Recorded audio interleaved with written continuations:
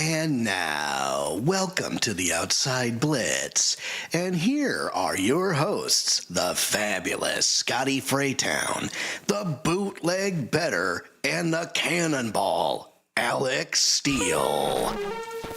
And welcome, ladies and gentlemen, to the Outside Blitz. I am your host, the fabulous one, Scotty Fraytown, along with my co-hosts. Yes, you heard them right. First of all, joining us from the beautiful Traverse City, all the way up the Steele Twin Studio, the one, the only Cannonball, Alex Steele. Alex, welcome back to the show. Hey, what up, Doe?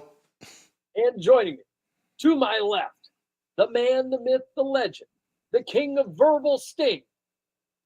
Who better to be than the Bootleg Bettor? Boots, welcome back to the show. I like that. I like this. Hold on. Indiana Jones took the Raiders to the Lost Ark. Geno Smith and Pete Carroll got lost in the dark. Tennessee won the game. They're winless no more. Imari DeMarcado didn't even want to score. I feel bad for Baltimore. Houston stand proud. That's back-to-back wins for Mr. C.J. Stroud. Kansas City, it might be time to pull the panic lever. Jacksonville is asking, is this the real Trevor? Steele got the juice, Fraytown count fees. I'm the Bootleg Bettor. No more meals for free. Woo! Yeah. Yeah. Fired up. Yeah. I snap your leg like thighs, man. Oh, man. Don't matter the size, man. 5'7", 7'5", from calf to thighs, man. I've never been a victim. You never should have picked him. You're the dog that barks. I'm the dog that sicks him. Ah, let's go. Fired up in the house. Holy smokes. My brethren tell me, Boots, give me the truth. I got the microphone. Just give me the booth. Ah! Oh. This is about as fiery as I've seen you for the last 3 weeks. It's hot. Amped up, It's fired hot. up. We're ready to rock and roll. Let's go. Welcome, ladies and gentlemen. The Bootleg Bettors in the house. The Outside Blitz, rocking and rolling. We got week 5 in the books. And, man, what a week. What a crazy week. Upsets galore in the NFL. You want to talk surprises upon surprises upon surprises. Surprise. Look no further than week 5 in the NFL because, bro, we got it. That's why they call it the NFL. Yeah. Any given Sunday. Bro, I can't believe some of the things we got. Let's jump into some of these scores. Week 5 here in the NFL. Starting out Thursday Night Football. The upset galore. Here we go. San Francisco 49ers go up, beat the LA Rams 26-23. Mac Jones. The guy the Niners wanted all along. 33 for 49, 342 yards, 2 touchdowns on the day. Christian McCaffrey, 22 carries, 57 yards. Just a pretty chill day, but another big surprise here. Kendrick Bourne, 10 receptions, 142 yards. I feel like Kendrick Bourne goes off for games like this, like once or twice a year. You just see it. It just pops off. Christian McCaffrey, 8 receptions, 82 yards, a touchdown. Jake Tongas filling in for George Kittle, 7 receptions, 41 yards, a touchdown. Demarcus Robinson, 3 for 39. Kyle Juszczyk getting involved. The fullback, 3 receptions, 21 yards. Then you go over to the Rams side of things. Matt Stafford, by the way, he was no slouch in this game, and he hasn't been a slouch all year long. He's actually, I think, the number 6 quarterback in all of football right now. He leads the league in passing. Yeah, 30 for 47, 389, 3 touchdowns on the day. Kyren Williams, 14 carries, 65 yards. It just wasn't a super efficient day for old Kyren. Devontae Adams, 5 receptions, 88 yards. Puka Nacua, 10 for 85 and a touchdown. Poo-poo. 2 for 72. Kyren Williams had 8 receptions for 66 and 2 touchdowns on the day. Jordan Whittington, 2 for 33. Davis Allen, 2 for 24. Terrence Ferguson, the rookie, 1 for 21. What a crazy game. The Niners win it in overtime. The Rams with a crucial 4th down call in overtime that, they should have just taken the field goal, taken the points, but they go for it. And Sean McVay, costs his team with that call. Kyren Williams gets stuffed at the line. The Niners take over, win that game. Yeah. One of those divisional games where we thought we all sat here and said the Rams were going to win this game. Yep. All of us, right? Every one of us.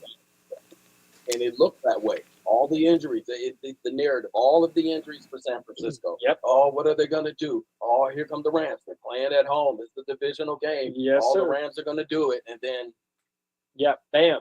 You That's get it. the upset. And Mac Jones, by the way, has been playing lights out football for 2 weeks now. I mean, you have me sitting here going, Brock who? I mean, Right. because Purdy may have gotten the big contract, but I'm going, I don't know, man. remember 2 weeks ago when I said, or last week when I said, why was Brock Purdy playing 2 weeks ago when they lost that game? And I said, Mac Jones should have been. They listened. Well, right? And now we're in a situation like, if you're the Niners, are you going to shop Brock Purdy? No. I mean, you paid him the big deal, but do you shop? I mean, if you see what Mac Jones is doing, you recall no more than a few years back now, about 5 years ago, Mac Jones was getting drafted, and Mac Jones was allegedly the guy the Niners wanted, but they got talked into Trey Lance at some point. Yeah. And now here we are. Mac Jones comes to the 49ers system, and we see Mac Jones looking like he's back in his rookie year. It's the system that fits what Mac Jones is really good at, and the supporting cast, so to speak, the Christian McCaffreys, the George Kittles, the Juwan Jennings, the Ricky Pearsall, especially, really fitting the bill. And this offense is designed for skill players to succeed, right? So maybe the numbers are puffed a little bit by what the skill players can do on the outside. So here's the thing. Who's going to take on that contract that they just paid Brock? Yeah, exactly. And that's going to be the question of the day. And we would be remiss if we did not mention the grit, the toughness that Mac Jones displayed in that football game. Here's why. He was taking shots from that Rams defense. He was getting sacked, beat to hell. I think he might have hurt his ribs or hurt his his body or something. He was throwing up on the sidelines after a really crucial drive, and the kid just gutted it out the whole way. So you're talking about tough. You want to talk about a leader? Mac Jones proved that not only could he possibly be the superior quarterback to Brock Purdy, he could be a true leader for this team. Yep. And the moment now we've seen what Mac Jones can do. You know that when Brock Purdy comes onto the field, that the moment he starts screwing up, everybody's going to start calling for Mac Jones. Just like any other situation. But as long as Brock, as long as he's healthy, he's good. It's been a minute, but it's just because he's been hurt. But Mac Jones, while Brock is not healthy, Mac Jones is still. I mean, he's playing at a high level, doing it without George Kittle. George Kittle they say he's out. He's likely out through week 6. So we might see Kittle back in week 7, but they're going to be without George Kittle this week. It's looking like. No need to rush it. Yes, because you've won. Yep. Right. And you're up in the division now against on the Rams. Yeah, they're 4-1 I mean, the Niners. We knew they had one of the easier schedules in the league, but with all the injuries, everybody thought this was a sinking ship. Well, now it doesn't seem like that. Great coaching. Yes, another great coaching job here. The Minnesota Vikings go out and beat the Cleveland Browns 21-17. Carson Wentz 25 for 34, 236, and a touchdown on the day. Cam Akers also threw a touchdown on the day on a very pretty trick play. Jordan Mason, 13 carries, 52 yards, and a touchdown. He had a 4 average on the day. Xavier Scott got in there as well. He had 5 carries for 18. Justin Jefferson, man, doing his thing. 7 receptions, 123. Jordan Addison, 5 for 41 and a touchdown after being benched in the first quarter. TJ Hawkinson, 6 receptions for 38 yards. Josh Oliver, 2 receptions for 35 yards. He caught that touchdown for Cam Akers. As for the Browns, Dylan Gabriel, 19 for 33, 190 yards, 2 touchdowns on the day. Quinshawn Judkins, we'll be talking about him quite a bit today. 23 carries, 110 yards, looking damn good. David Njoku, 6 receptions for 67 and a touchdown. Isaiah Bond, 2 for 29. Dylan Gabriel spread the ball out quite a bit here in this game. Damari Thrash, by the way, did make his first big-time catch. 1 reception for 22 yards. Damari Thrash, a guy that I really liked coming out of the Reese's Senior Bowl. But here we go. Yes, sir. And the Vikings, they pulled us. Harold Fanning. Harold Fanning. And Outside Blitz top 5 tight end. Yep. Yep. He had a touchdown on the day. He did. 4 receptions, 13 and a TD. And he's had a quietly really good season. So far, yeah, he's been really good. Let's tune our own horns here, people. Yes, we are. But here's the thing. So, I mean, the Vikings, they didn't play really great ball for a large chunk of this game. They got, if Quinshawn Judkins, if there's not some penalties on this game, on some of those plays, Quinshawn Judkins, he comes out and he turns into a 200-plus yard rusher. Like, this is, he had the one that huge run that was broken off. It was about an 85-yard run for a touchdown. Called back for a hold. I mean, he's a stud. This guy's a star, and he's shown every step of the way. We loved him coming out of college. A lot of people did coming out of the Ohio State. Transfer from Ole Miss. He was doing it at Ole Miss. Yeah. Every single week. Freshman. He goes to Ohio State and makes the game and competes with Trevion Henderson, who had been the incumbent, so to speak, at the running back spot. But they had a nice 1-2 combination, the Buckeyes did. Yep. And Quinshawn Judkins drafted, second round, third round? Yeah, third round. No, second round. He was a second round guy, yep. But, yeah, great decision by the Cleveland Browns. You know how they want to run the offense, especially with Kevin Stefanski at the coaching spot. We're going to run the ball. We're going to play tough defense. You got Jim Schwartz, the defense over there. That's what I want to talk about. They put pressure, and really put a hit on Carson Wentz, which he should have slid. Yes. Right? Big time hit. You almost got your wish. I see old Max Brosmer. Oh, bargain basement Max Brosmer. I was excited. Yeah, I said, here comes Max. Here we go. Look, I still feel like Max Brosmer time is going to be on the way at some point here, but we'll see. We'll see it eventually. But a hard-fought victory for the Vikings, seriously, because that's no slouch of a team over there. No. With the Browns, especially with that defense. Yeah. And Dylan Gabriel. Great job by him. Great job. Yeah. He's a mature quarterback, right? He can run the offense. You can roll out and win games with Dylan Gabriel at the quarterback position. Yes. How many big games can you win? I don't know. That's the jury's out. Right? Yeah. So, but a really good job by him. I would like to see Shedeur Sanders out there. I would have liked to see Shedeur Sanders out there before Dylan Gabriel, but here we are. We all know who should be starting. Yes. Yep. And the Browns say that they're non-committal on Shedeur as their primary number 2 quarterback in Cleveland. They don't like him. They just don't like him as a person. I don't think they like him as a person. That's what I think it is. From the very beginning. Yeah. And I don't think he's done himself any favors. But talent-wise, he's better than Gabriel. Absolutely. Yep.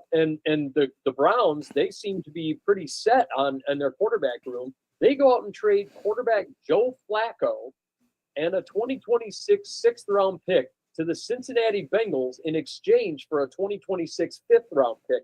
So they're just getting draft capital here. They send Joe Flacco out the door. They basically just moved up in the 2026 draft in the 5th round. I mean, division rival. Yeah, gave them away for nothing. And that's a pack of gum and a flat tire. Yeah, it doesn't make sense, man. It doesn't. It's the Browns. What do you expect? It's almost as if it's almost as if the Browns are saying, okay, we know this season is a quote unquote wash, right? Yeah. So week 5 though? That's what it seems like. Because why would you get rid of this veteran that you know you've got, especially if you don't like Sanders, that you brought in to be your starter? Exactly. You know, I mean, we knew as soon as he got picked up that he was going to be the starter over there. So it's just it's one of those weird things. And then the Browns also make another crazy move. They go out and trade corner Greg Newsome and a 2026 sixth-round pick. And in return, they get Tyson Campbell from the Jaguars and a 2026 seventh-round pick. Didn't Campbell just sign that big deal? Yeah, so the Jags are trying to offload Tyson Campbell's massive contract. They said that the move was financially motivated. The Browns were willing to take on Tyson Campbell and his large salary cap hit from his extension, and the Jags are willing to take on Newsome, who's got an expiring rookie deal. It doesn't make any sense. I think there's a cap situation there for the Jags. I think they're a little hard up cap-wise because if you recall, they gave Trevor Lawrence the big honking contract, and here they are. So it's a lesser money deal that they're bringing in. Yeah, they're bringing in. Yeah, but it's only a 1 year lesser money deal, so they're getting him as a rental almost right now. Right. You know, and you're going to have to pay him next year. But are they going to have the cap available next year? I mean, who knows? That'll be a draft. Yeah, just seems a little silly to me. But And yeah, the funny thing about that, the Shadur, flip flopping, I believe the quote from head coach Kevin Stefanski was, it's basically a choice between Shadur, Sanders, and me. I'm leaning more towards me. I'm like, you're gonna be starting quarterback. The heck are you talking to QB2? But you're gonna be QB2, huh? yeah. Just it doesn't make any sense. Like you said, I think they just don't like Shadur at this point. That's all it seems like to me. This is a personal thing. Yes. Do they have heat with his dad? With Dion? With Primetime? Maybe. Yeah. And also, as for the Minnesota Vikings, yeah. God bless you. Yeah. Turning into the Minnesota Vikings, though, Carson Wentz, he got it done late in that drive. A little bit of an issue with Jordan Addison being benched for the first quarter of this game because of some off the field stuff. Didn't show up for a team walkthrough, so that was a little walkthrough. He didn't even run it. Yeah, so a little problematic there that he gets benched. Do you think this is all she wrote for Jordan Addison? Do you think Jordan Addison is actually going to get extended at the end of this contract? I don't think so either. I think the Vikings have had enough of his off-the-field shenanigans, whether it's going 120 miles an hour down the freeway or drunk driving or whatever else. And in my opinion, they should be dealing him. Now, here's a thought, too. This is something that was brought up on one of the episodes I listened to, and you've said too, the Fantasy Footballers podcast, but they mentioned something like this, where does it make sense to punish a player for off-field stuff by benching him, ... even though he can help you win football games? Yeah. Because there's two schools of thought on this. On the first school is, hey, he screwed up, he shouldn't be playing, and it should be, it should be a reflection of, our commitment to ensuring that our athletes maintain the professional standard that we hold them to. But on the other hand, it's like, if you're going to punish a guy, but if his skills can help you win a football game, especially if it's a playoff game, that is a very slippery slope, especially if it's somebody like Jordan Addison. They were talking about it with someone else whose name escapes me at the moment, and I'm pretty sure when we talk down these scores, his name will pop up in my head. But we've seen, Mary DeMarcado, who we'll talk about. Strap in for that one, kids. But do you really punish a player by putting him on the bench, even though he can win you a game? I think you put him on the bench because you got to draw a hard line at being a team player. And I'm with Boots here that I don't think Jordan Addison winds up signing a deal. If the Vikings are kind of going to be benefactors of where their schedule lies and how their schedule lies. If you look at, they've got Philadelphia coming up, they got the Chargers coming up, they got some really tough games. It's the hardest part of their schedule coming up around the corner. And what comes right after that hardest part of the schedule? Week 9, where the trade deadline comes up. And if they're out of this thing, if they feel like they're out of this thing, if they're 3-4 by the deadline and it's not looking good, don't be surprised if you see the Minnesota Vikings become sellers at the deadline. And don't be surprised if you see the Minnesota Vikings, even if they're not sellers at the deadline, they still have Jordan Addison under contract for another 2 seasons. Don't be surprised if in the offseason the Vikings deal Jordan Addison and get a first-round pick in return, because that's what he'll garner at his age and his skill level. They'll get a first-rounder for Jordan Addison.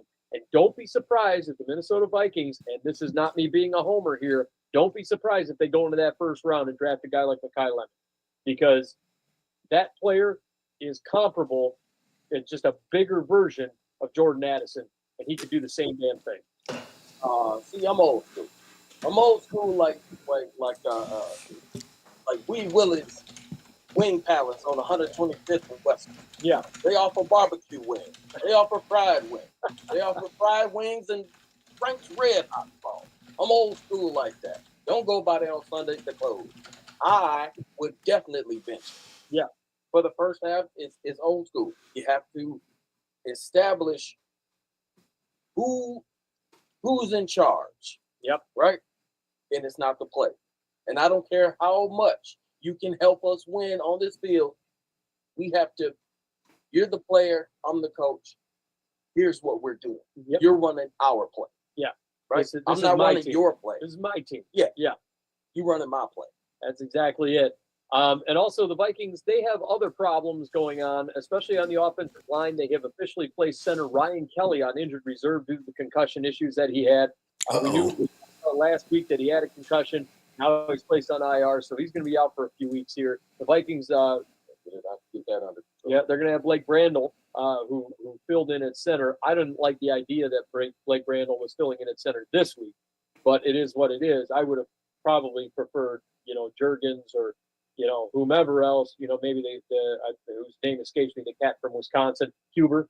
I would have liked Huber, but hey, I'm also not the head coach of the football team, but I digress. Moving into our next one, the Dallas Cowboys go out and beat the New York Jets 37-22. Dak Prescott looking pretty good. 18 for 29, 237, 4 touchdowns on the day. Javonte Williams, there he is again. 16 carries, 135 yards and a touchdown. He had 8.4 average. Receiving-wise, Ryan Flournoy, out of nowhere, 6 receptions, 114 yards. George Pickens gets 2 for 57 and a touchdown. Jake Ferguson, 7 for 49 and 2 touchdowns. And then Javonte Williams also caught a 4-yard pass for a touchdown. Javonte having himself a hell of a year. Meanwhile, for the Jets, Justin Fields, 32 for 46, 283, 2 touchdowns on the day. Breece Hall, 14 carries for 113 yards. He had an 8.1 average on the day. Garrett Wilson doing his usual thing, 6 receptions, 71 yards and a touchdown. And hey, wouldn't you know it, Mason Taylor, 9 receptions, 67 yards. Guess who made that bold prediction on him? Outside Blitz, top 5 tight end. Pay attention, people. Yes, sir. Breece Hall, 4 receptions for 42 yards. And, first of all, this Jets team is abysmal, especially defensively. Out of nowhere, they are just abysmal. What happened to the Jets defense? I don't know. It's just crazy. I don't understand it. Aaron Glenn, Adjustment period, one thing, but man, the core is still there. they gave up 20 points in the second quarter. They've been How? good, man. Giving up points like, week 1 they gave up to 33. It's just insanity. And defense is open like legs on prom night. Yeah. It's crazy to think about because Aaron Glenn is so well known for having a man coverage scheme, and you've got a great man coverage corner like Sauce Gardner, and your defense is just getting annihilated. Yeah. Make it make sense. There's some injuries to not the offensive line, but the defensive line. Well, I guess the O-line too, but the defensive line with Quinnen Williams. I don't know if he practiced today or not, but that got Jermaine Johnson. Yeah, he's dealing with a ankle injury, if I'm not mistaken. So there's some things that aren't ideal. Yes, when it comes to the injury report, but man, but can somebody stop somebody though? Yeah, it doesn't seem like anybody can stop anybody. I think the sauce went cold.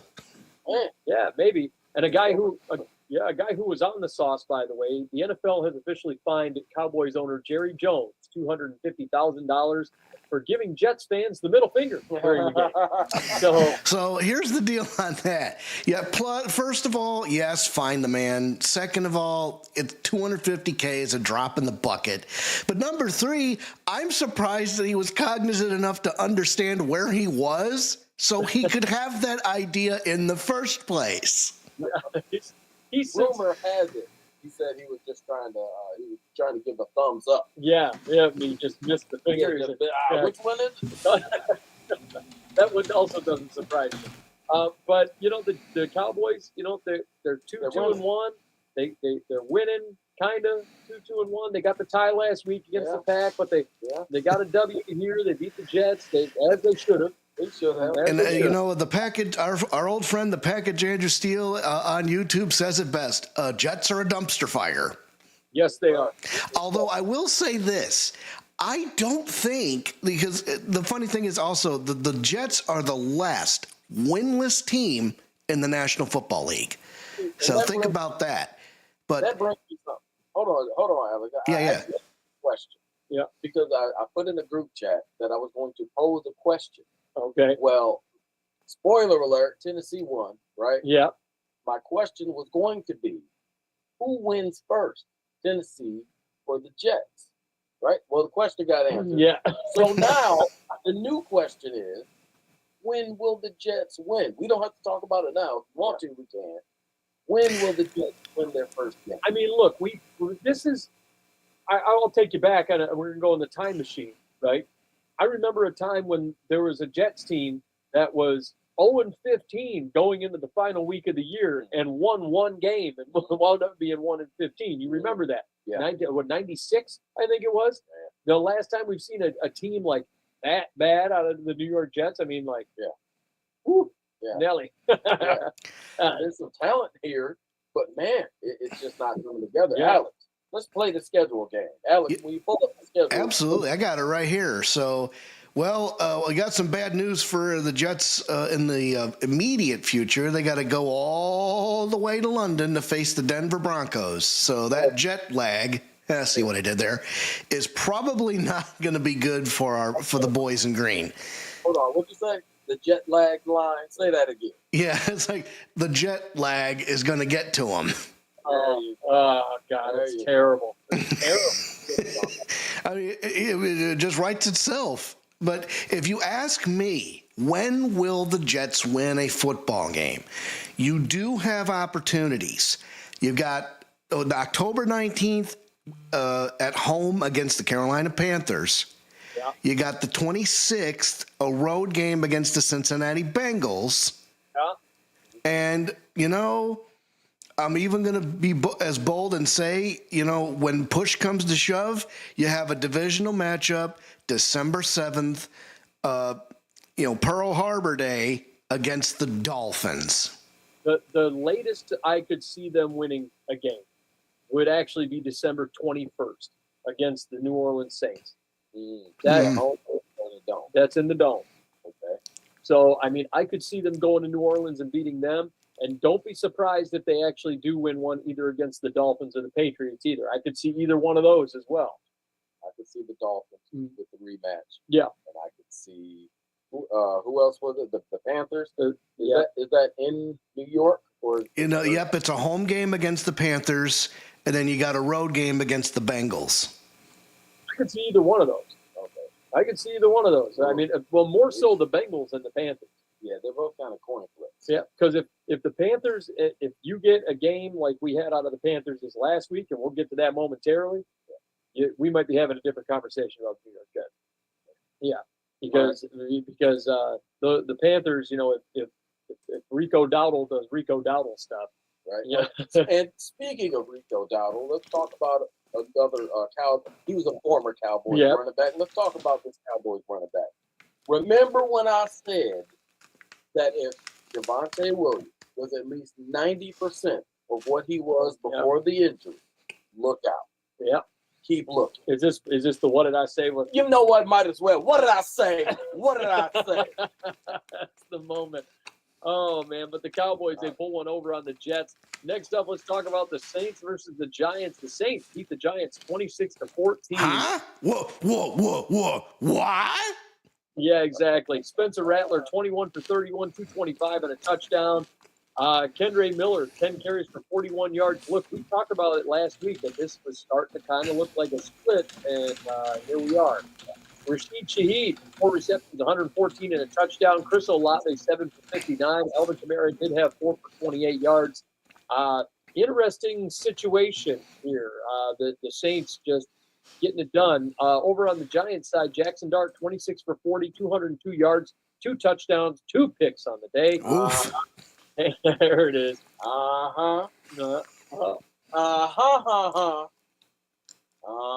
Yeah, exactly. Cam Scatterbo, 15 carries for 59 yards. He did have a fumble in this game, a costly one. He started 7 carries for 55 yards. Daniel Bellinger, 4 receptions for 52 yards. Cam Scatterbo, 6 receptions for 45 yards. Theo Johnson, a guy we really like, 6 receptions, 33 yards, 2 touchdowns on the day.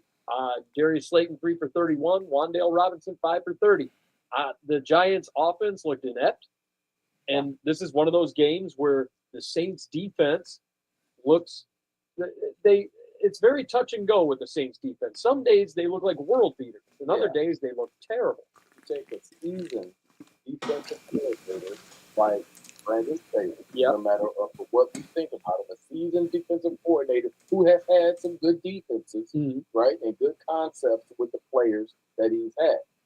And you take that and you put it at home against a rookie quarterback making his second start, who didn't look all that fantastic in the first start, right? But was able to catch the Chargers by surprise, and the Chargers had the injuries, and they were in flux as a team. Herbert's turning the ball over. It's early game, and they're a West Coast team. All of these things came into play, and the Giants won last week against the Chargers. Yes, right. But every week is a new week. Every week is a new game, and this is the one that they played this time, and it was the Saints who marched in and took the title. Here's another thing I'm going to say. I never said Spencer Rattler was a Pro Bowler.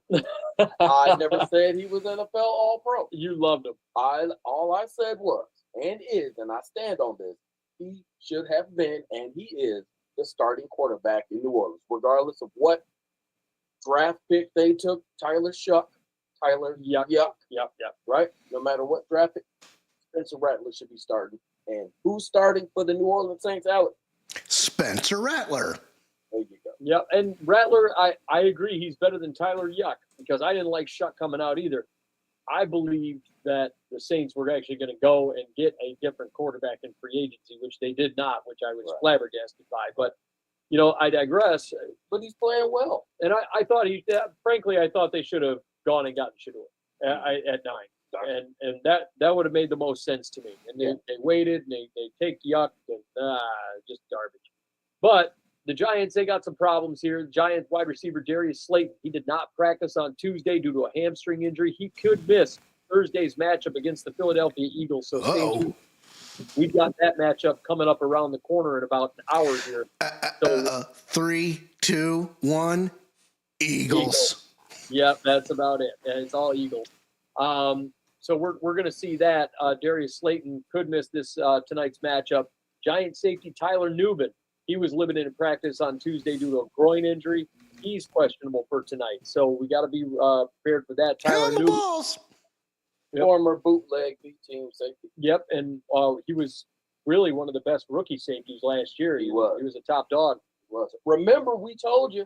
Yep, and then also Jackson Dart. He did suffer a hamstring injury versus the Saints in Week 5, but he is expected to play against the Eagles tonight. So you will see Jackson Dart tonight in that game. And that's a problem. Because Jackson Dart, the one wild card he's got is the ability to use his legs, get out the pocket, and make some things happen, get some cheap first downs, and actually he can move, right? He's got a little wheels to him. I gotta admit that. But if he's got a hammy deal, and you're just sitting up, and you got to go against the Eagles defense that is a little bit pissed off and a little bit angry and got exposed and over penalized that they deserve. Yep. Right? They deserved it. They're coming after you. Yeah, I agree. And that raises an interesting question too. So let's just say we all find out like middle of the season that Jackson Dart ain't it. Well, Russ Wilson ain't it either. Who are you going to turn to? Jameis Winston? Jameis. They'll turn it back over to Russell before they go to James. I think they're gonna ride this season out with Jackson Dart for better or for worse. I think that's where Brian Daboll's at. And that's probably his best move because that'll create a lot of dissension if you go back to Russell. But if you have to, you have to. Yeah. But it'll be one of those deals where Daboll can say, "Hey, it was just the first year. Give us another year with this, with the whole new thing. Malik's gone. He was injured. Let's let him grow. Yep. He's stalling at this point. A lot of outs. Yeah. That Daboll could have. Yep. And also on some brighter news for the Saints, they have signed a lease extension for the New Orleans Superdome that'll get them there at least through 2035. All right. So they'll be in the Superdome for at least another 10 years. So you'll see that for the New Orleans Saints. I always like it when teams stay put in their stadiums. Next up, I like it when they don't corporate the stadium and call it, freaking Wes's White Wall Shop.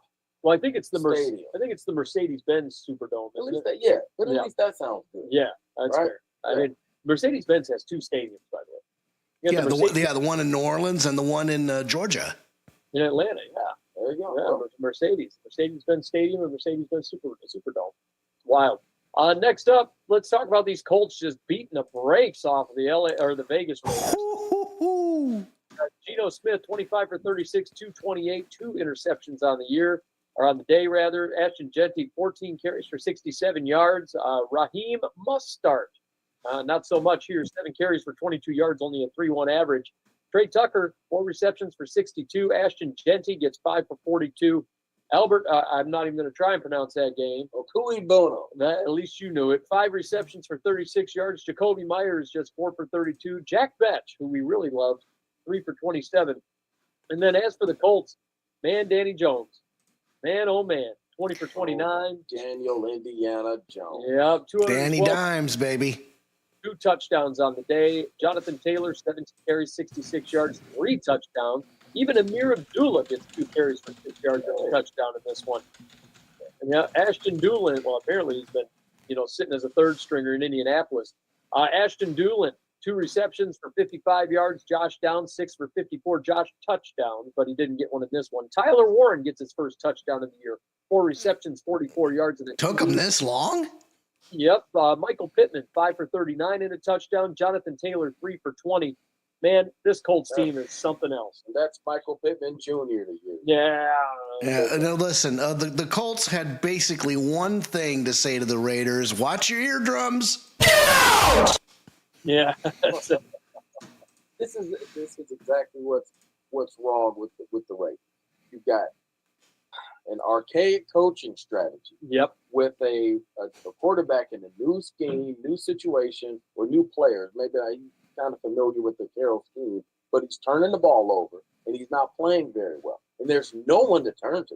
You're not going to go to Kenny Pickett. I think the thing is, I think they have all of the bones are there. They have the skill position players, yeah, but they don't have any offensive line. No. And when it comes to a Pete Carroll system, if you recall what Pete Carroll and now your best offensive lineman Colton Miller is hurt. Yeah. So Pete Carroll's system is predicated on power run, and it's predicated on having a really good offensive line and opening up those lanes and opening up throwing lanes. And Geno Smith, he was so successful in this system in Seattle, but what did Seattle have over there all the time? A good offensive line, and now not so much. Cushioned with a really good defense as well. Yeah, and at least a competitive defense for the most part.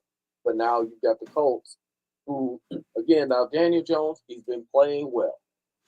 He's been making some really good throws, really good decisions. They've scaled things back. It's a simpler time, for Daniel Jones, but it accentuates his strengths and limits his weaknesses. Will those weaknesses show up from time to time? Absolutely. Yeah. And could they show up later in a more consistent manner? Absolutely. But right now, they're in charge. And you're talking about the Raiders having a great defense. Here's what goes on. So the Raiders go out and they release linebacker Jermaine Pratt after just 5 games.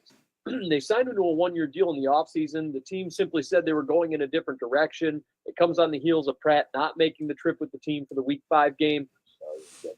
Jermaine Pratt is one of the best linebackers in football, He goes to the Jordan Addison. Yeah. Right? Yeah. Are we going to tolerate this? That will set a precedent for future players to act in a certain way or do things detrimental, because that's all that is. Yep. He was doing some stuff he ain't had no business doing. Exactly. And they didn't like it. Time to go. And now they replace him with former first-round pick linebacker Jamin Davis, who that's not good. University of Kentucky, if I'm not mistaken, correct? I have to look him up. Yeah, I believe I think that's right. Maybe I'm wrong. But anyway, it's never a good thing when you hear the words former first-round pick. I'm like, Jamin Davis was one of those guys. He was a former first-round pick. I think he went 14th overall, if I'm not mistaken. He went to the Washington Commanders. The Commanders let him go for whatever reason, but Jamin Davis is a good player. And for him to get signed here with the Raiders, I think that says something. But then what's kind of interesting about this current situation is that Jermaine Pratt gets signed to a 1-year deal by the Colts. Isn't it ironic? Yeah, and don't you think? he gets... It's like rain Alanis on your says wedding day. Thanks, It's Lance. a free ride that you just can't take. Oh. Was that No, it? no. Was that the wrong Free one? ride when you've already paid. When you've already paid. I was going for Circle of Life. Oh, geez. These figures. But anyway, Jermaine Pratt, he signs the one-year deal with the Colts. He was reunited by that signing with his former Bengals defensive coordinator, Lou Anarumo. And he's been doing a really good job with that coach. Yeah. How do you say it, Alex? What's your phrase? We would be remiss. Isn't that how you say it, Alex? Yeah. Yeah, we would be remiss, I think that's about it. Yeah, if we didn't talk about the coach defense, And they've been playing pretty wouldn't you know it, Lou Anarumo actually has a really good defense when the front office takes care of his players on the defensive side of the ball. Wouldn't you know it? What a novel concept. What were we saying about Cincinnati and their bad defense and how Lou Anarumo was the reason that defense was halfway acceptable when they went on that Super Bowl run those years ago? Man, Who would have thought? who would have thought it? But Certainly it wasn't an organizational failure, right? The Colts, they've got some kicker issues. Spencer Schrader, who has been having a hell of a year, he goes out on IR, season-ending IR due to torn ligaments in his knee. Didn't he get hit on that? Yeah, he got hit. Yeah. And I got to do this. Oh, no! Exactly. And in turn, Colts, they go out and sign kicker Michael Badgley to replace him, who I actually really like as a kicker. Badgley's not a bad. He's a good kicker, and so Michael I don't know why Badgley. they name him Badgley. But he's coming to the Colts. But the Colts, they get this one done. They're 4-1 on the year. Raiders fall to 1-4. Next up, let's talk about these Panthers. They go out and beat the Dolphins 27-24. And oh my Lord, this is going to be my what did I say? Rico Dowdle is the man. 23 carries, 206 yards. He had a 9 average on the day. He scores a touchdown. And then he gets another 3 receptions for 28 yards. This man had 234 yards of scrimmage. That is insanity. Tevroll McMillan, 6 receptions for 73 yards. We'll be talking about him shortly. Xavier Legette, he gets 2 receptions for 31, gets in the end zone. Good for him. Bryce Young, he had 2 touchdowns in the day, 19 for 30, 198, 2 touchdowns and a pick. As for the Dolphins, Tua Tagovailoa, 27 for 36, 256 yards, 3 touchdowns passing on the day. Devin Achane just can't get going. 10 carries for 16 yards, just a 1.6 average on the day for him. Jalen Waddle, 6 receptions for 110 yards and a touchdown. Darren Waller, 5 receptions, 78 yards and a touchdown. That's his 3rd in 2 weeks. Devin Achane, 6 receptions for 30 yards and a touchdown. Julian Hill, 4 for 22. This team looks lost. They've been lost. Dolphins fall to 1-4. Carolina jumps to 2-3. Rico Dowdle's the star of the show. I'll say something. Remember last season when you were the season before that, you were all over Rico Dowdle. I love Rico Dowdle. You loved him. And I thought, well, Rico Dowdle, he's all right. He's not real, right? And then the Cowboys kept giving him the ball. And then last year he broke 1,000. Giving him the ball. And I'm watching. I'm like, okay, this dude is really playing well. And I've said it over and over again on this microphone. I'm on wax, as Jalen Rose would say. I'm on record saying, yes, Rico Dowdle was doing a really good job. And I said that the Cowboys should have kept him and be the running back. Well, Javonte Williams might be proving me wrong on that one, but they could have had both of them. Yeah. Right? And really had a powerful 1-2 punch in the backfield. But I'm not going to talk about that. I'll just say that Rico Dowdle he has done a really good job, and he has changed my mind on what he was 2 years ago. Rico Dowdle 2 years ago, and we kind of saw a similar thing, and we like years ago it was in with the Chargers, right? With the Chargers, they had Austin Eckler, sitting behind Melvin Gordon, and Austin Eckler was quietly, and we were Tyler and I were sitting and glancing at the numbers. This is when the show was in its infancy, and we were glancing at the numbers, and I remember I said Austin Eckler is a better runner. And Tyler told me I was nuts. It was in its infancy. Yeah, but yet you're still whining. But it was in it. But yeah, right. No, but I said Austin Eckler's better, and Tyler said I was nuts. And then Melvin Gordon winds up losing the job to Austin Eckler. Melvin Gordon gets shipped out of town to Denver. Yeah. And compared to Austin Eckler, Melvin Gordon didn't really have that great of a career compared to Austin Eckler and what Austin Eckler did. Especially after that. No. Yeah. So now we're in a situation where here we are years later, and you see a very similar trend with Rico Dowdle. Rico Dowdle came out in Dallas. He was running behind Zeke Elliott. He goes out, and he's running really well. And I'm going, man, Rico Dowdle's the better runner here. And everybody's like, what? No, Rico Dowdle. And then Rico Dowdle last year, 1,000 yards. Yeah. And then they just kicked him out the door. No reason at all. 1,000-yard rusher. Just let him walk. He goes to Carolina. Yeah. And right now, Chuba Hubbard, to be frank with you, Chuba Hubbard, prior to his injury, was not doing well. He was not running the ball well. And his yardage has been down. He hasn't been as explosive. He's not, he's catching the ball a little bit, and he's kind of salvaging his days with some of these touchdowns, these catches out of the backfield for touchdowns. But Rico Dowdle in this game, look, if he has another couple games like this, if I'm the Carolina Panthers, I'm standing here going, hey, that's my guy. I think the Carolina Panthers just hate Chuba Hubbard because they just keep bringing running backs in to try to take his job, and Chuba has been able to stave off, these guys coming in. Miles Sanders, yeah. He's, they drafted Jonathan Brooks, right? And even though Brooks wasn't ready to play, they put him out there anyway and ruined his career. Got him killed. Yeah, for no reason other than, and I'm over here like Chuba Hubbard is still doing a really good job. So without the injury, I think Chuba Hubbard would still be at least the starter, but you would at least have, a 1-2 punch at the running back spot. Yeah. If you're the Panthers, but the offensive line issues that they've going through now with the injuries to the O-line, sure, that has contributed to it. But at the same time, we look at we look at the Miami Dolphins. Mm-hmm. Devin Achane. 13 carries between the two running backs. And how? And the problem that you have with the Dolphins right now, it's the problem we've been bitching about since the offseason. They don't have any offensive line at all. But they don't try to even run the ball. In the NFL, you have to at least establish the run. Shout out to that podcast. You at least have to establish a running game. You can't just spread it all out and throw the ball all the time. That's not going to work.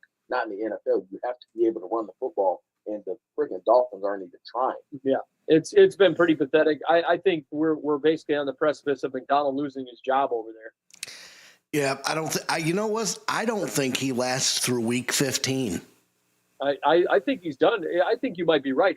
The Dolphins ownership is not the most patient ownership group. No. And when they see stuff like this is where they do house cleaning. Yeah. And I think we're on the brink of house cleaning. Actually, I take that back. I don't think he lasts past the trade deadline. Yeah, this is getting ugly, quick, fast, and in a hurry. It's getting late early in Miami. Yeah, the Panthers, man, they go out and pull out a win, 27-24. They get it done. Next up, another stunning upset. The Broncos go out and beat the Philadelphia Eagles, 21-17. You want to talk about fly high? How about mile high? Yeah, well, the Broncos, they go out and put up 18 points in the fourth quarter. They were down 17-3 going into the fourth quarter. They just go off in the fourth quarter. Come from behind victory. Bo Nix, 24 for 39, 242 yards and a touchdown. J.K. Dobbins, 20 carries for 79 yards and a touchdown. The dreaded injury hasn't happened yet. Bo Nix. Not yet. Yeah, yet. Bo Nix, 3 carries for 22 yards as well. Cortland Sutton, he's been looking good all year. 8 receptions, 99 yards. Troy Franklin, 3 for 35. Evan Ingram gets 4 for 33 and a touchdown. Kind of coming back from that injury a little bit, looking good. As for the Eagles, Jalen Hurts, 23 for 38, 280 yards, 2 touchdowns on the day. Saquon Barkley, just 6 carries for 30 yards in this What? game. Exactly. Devontae Smith, 8 receptions for 114 yards. Saquon did have 3 receptions for 58 yards and a touchdown. A.J. Brown, 5 receptions for 43 yards. Dallas Goedert did get in the end zone, 3 receptions for 19 and a touchdown. And Jahan Dotson, by the way, got 1 catch for 24, which was just fun to talk about. There he is. Yeah, he's around. But the Broncos, hell of a fight back, right? A hell of a way to fight back in this game. It was. But here's the thing about this. How do the Eagles, as a team, run the ball less times than the Miami Dolphins did? Yeah, 11 times in this game, 2 of which was by your quarterback. How do you run the ball less than the Miami Dolphins? They don't run the ball at all. We just went over the numbers. When you have Saquon on your team. Right. And you have this offensive line, even though they've had some injuries, but they've got some strong depth in the offensive line, and they should have run the ball even more. I went back and watched the game, and I looked, and I'm seeing, I think the Eagles thought the game was over at halftime. They did. They thought this one was done. Yeah, because Barkley scores on the pass from Jalen Hurts, and they go up 17-3. In all intents and purposes in the NFL, 17-3. You have the Eagles at home, quote unquote defending Super Bowl champs. Yeah. That game, right? Yeah, here we are. The Eagles checked out. I think they did. And the Broncos kept playing, and the Eagles offense couldn't do anything in the second half. No. Jalen Hurts was getting sacked left and right. Yep. They had the 1 touchdown early in the third quarter, and then after that, it was like, meh. Yeah. It's just nothing. Nothing. I'm sorry. So the thing about Bo Nix here. And the Eagles, you bring up those sacks. Yeah. 6 sacks on the day by the Broncos. Yeah. They were blitzing, and there was no response. I mean, there was no attempt to run the ball. The defense continued to what they call self-inflicted wounds with ridiculous penalties at the end of plays. That 9 penalties for 55 yards, and a majority of them came in the second half. Yeah, and one of those was a really big play because it was a third down, and Bo Nix checks the ball down to R.J. Harvey. When they needed to go forward, he went parallel. That's a whole nother story for another day. Yeah. So Hate that. Yeah, and Andrew Makuba. We talked about Andrew Makuba on this podcast. Yes, we did. And pay attention, people. When we talk about people, these dudes know what they're doing. Yeah. But Makuba makes a really good open field tackle on R.J. Harvey. Yep. And then Zach Bond comes in and drops a freaking elbow on him. Yeah. And it's an unsportsmanlike, unnecessary roughness, 15 yards, brand new set of down. Yep. And I'm like, while he was getting up, it was like he was down, and they're like, "Oh, are you sure he was down?" I was like, "Man, he was way down. Like, golly, like a subway, right?" And I'm looking like, "Damn, dog!" And then the Eagles would have gotten the ball back with a lot more time to work with. Jalen Hurts would have been able to possibly work some magic and get them into a position that could at least tie it or win the game, rather. So, and when we talk about Bo Nix winning big games, we ain't going to go back and forth about Bo Nix. I stand by what I said. And this, to me, wasn't a big game. It was a signature game. It was a signature win for him. Feather in the cap game. Yeah. However, it wasn't a big game because there was nothing on the line. Yeah. Not right. And you know what this reminds me of? This reminds me of that same matchup when the Broncos faced the Chiefs at Arrowhead. And the difference is the Chiefs escaped that game because they blocked the potential game-winning field goal. And so I see a lot of parallels between that Chiefs team that year and this Eagles team this year. What is the comparing factor? Super Bowl hangover, and they're just lackadaisical, going to the movies. We've been here before. Winning games, doing the bare minimum. Yeah. All right. And this time it caught up to him and bit him in the ass. Yep. And Bo Nix has shown, he's shown that he can stand up to these better teams in this league. And he's shown it consistently. And here we are. Now he gets a win over the reigning defending Super Bowl champion. Bo Nix has shown that he is one of the better quarterbacks. He keeps getting better and better. Eventually, you remember what I said about Justin Herbert all those years ago, Alex? Yep, I remember. He's going to have a bust in Canton one day. Bo Nix going to have a Super Bowl championship in a bust in Canton. You watch. Yep. I don't see. Here's the thing about it. Here's the thing. He's good. Really good athlete, smart, mature quarterback, really good for this system. But he committed 2 unforgivable at the quarterback position. Intentional grounding penalty. Yeah. In critical moments, right? He just sometimes you gotta protect the ball and try to protect yourself as best you can. Take this sack. Yeah, don't take the penalty and the loss down. Yeah. So that to me that violates that code as the quarterback. Hey man, you just don't have to eat this, right? And let the defense come back out here. So things like that and it's not like he's a 10-year pro. He's still a second-year guy. Yep. He's old, right, by NFL standards, but he's still a second-year guy. Some things need to happen for him. But I just don't see as much of a future with him. I think the Broncos as a team surrounded him and pushed him over the finish line in this one, especially in this game. And I'm just waiting for the big win. I'm just waiting for the big win. Because when we look at the end of the season, they went out and lost to the Colts. Yep. Right? That's an AFC game. Yep. That game may determine playoff positioning. It can. Right? They went out and lost to the Chargers. That's a divisional opponent. That can determine playoff seeding and divisional titles. Right? So those games right there, that's when I need it. Yeah. In those big situations. That's all I'm saying. Yep.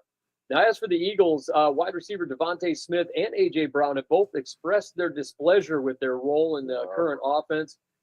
A.J. Brown, I mean, he wants out, it seems like. The Eagles say they have no plans to trade him, but the Eagles, they've got a pair of unhappy receivers. And also running back Saquon Barkley, he's listed as a limited participant in practice on Tuesday.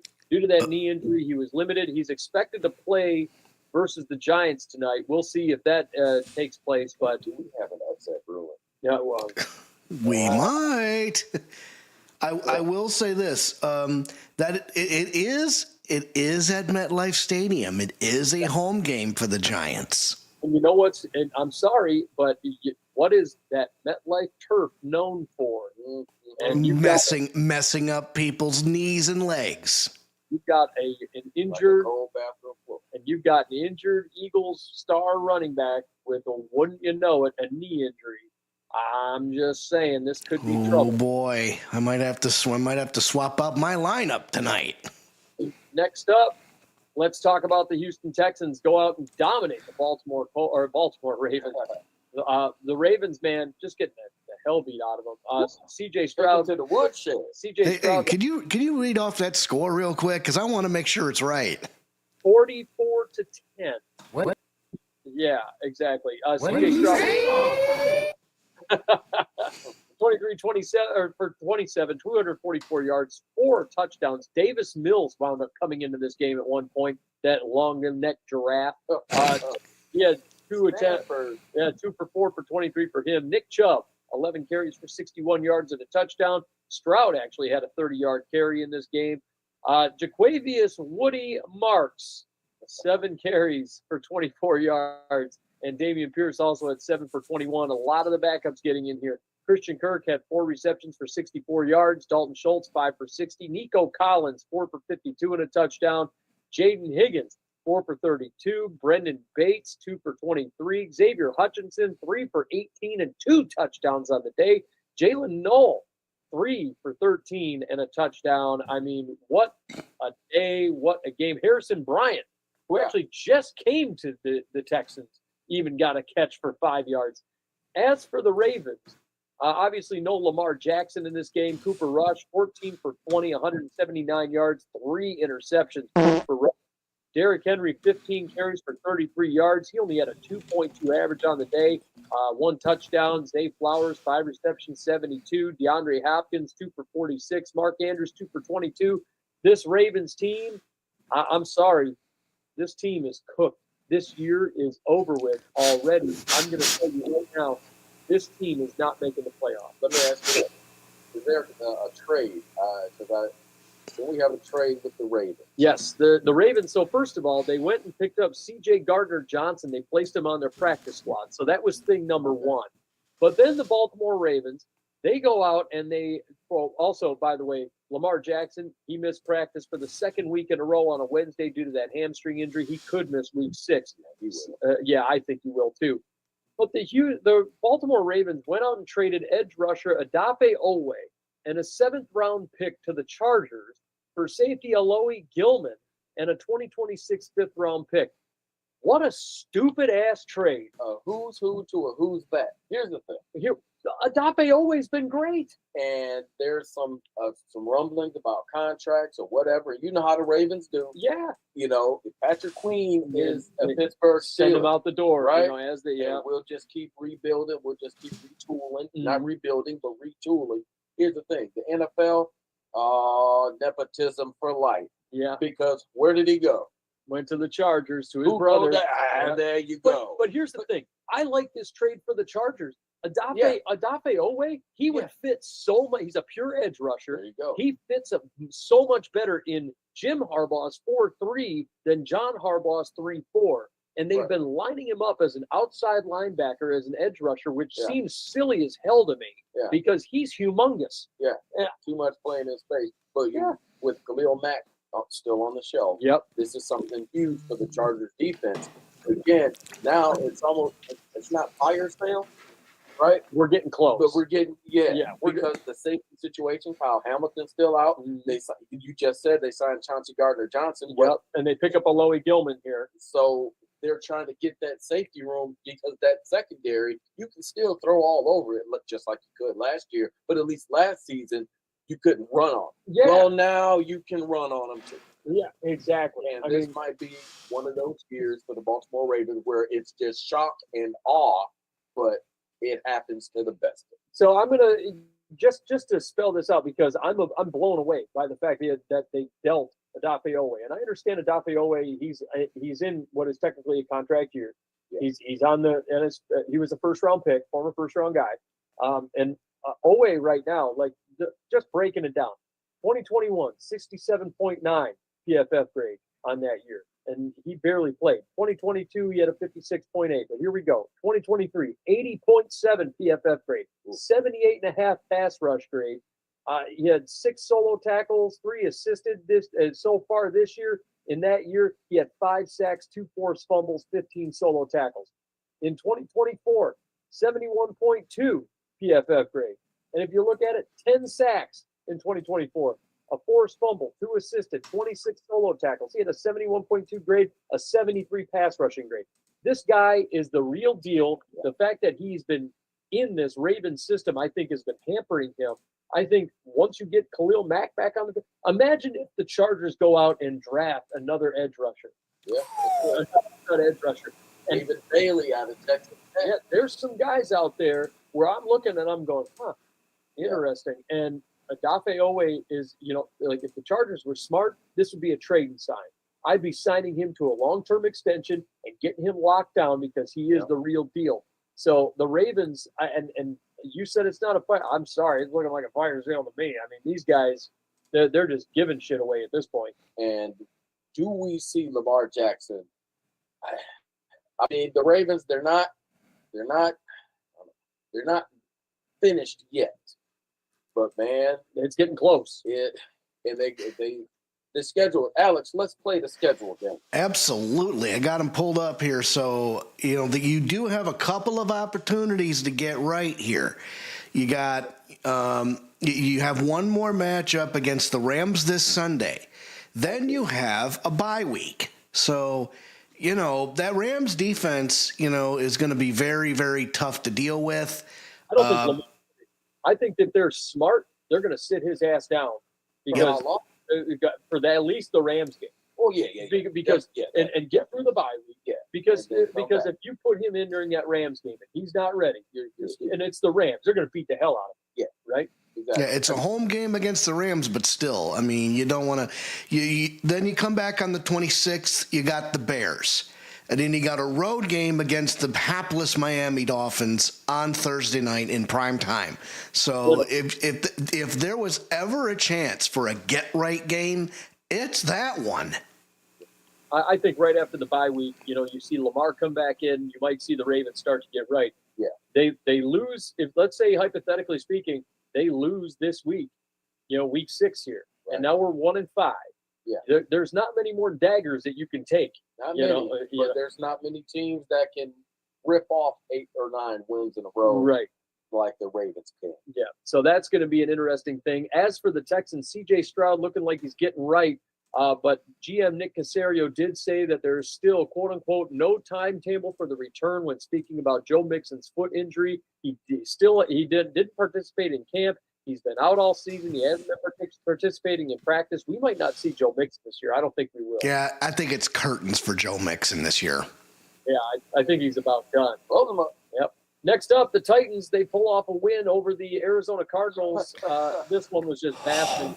If bowling shoe ugly was a football game, this one was it. My good Lord. Who wants to lose more? Yeah, the Cardinals, 23 for 31, 220 yards. Emery DeMarcado, he gets 3 carries for 81 yards, including a really long run where he's getting ready to score a touchdown, and he drops the ball in celebration as he runs in for the touchdown. He gives it away to the Titans. It's the third time this year we've seen that, brother, in these games. Well, might as well. Second what did I week in a say? row. What did I say? Last week, I said we see it every year, Yep. at least once, right? We've seen it 3 times in the first 5 games. Horrible. The first 5 weeks. Michael Carter, 18. One more yard. Yeah. Just one more yard, bro. Just get in the end zone and then dance, you know? But Michael Carter, 18 carries for 51 yards and a touchdown. He was the bell cow back here. Kyler Murray also had 4 carries for 25 yards and a touchdown. And then Zonovan Knight, 4 carries, 11 yards and a touchdown.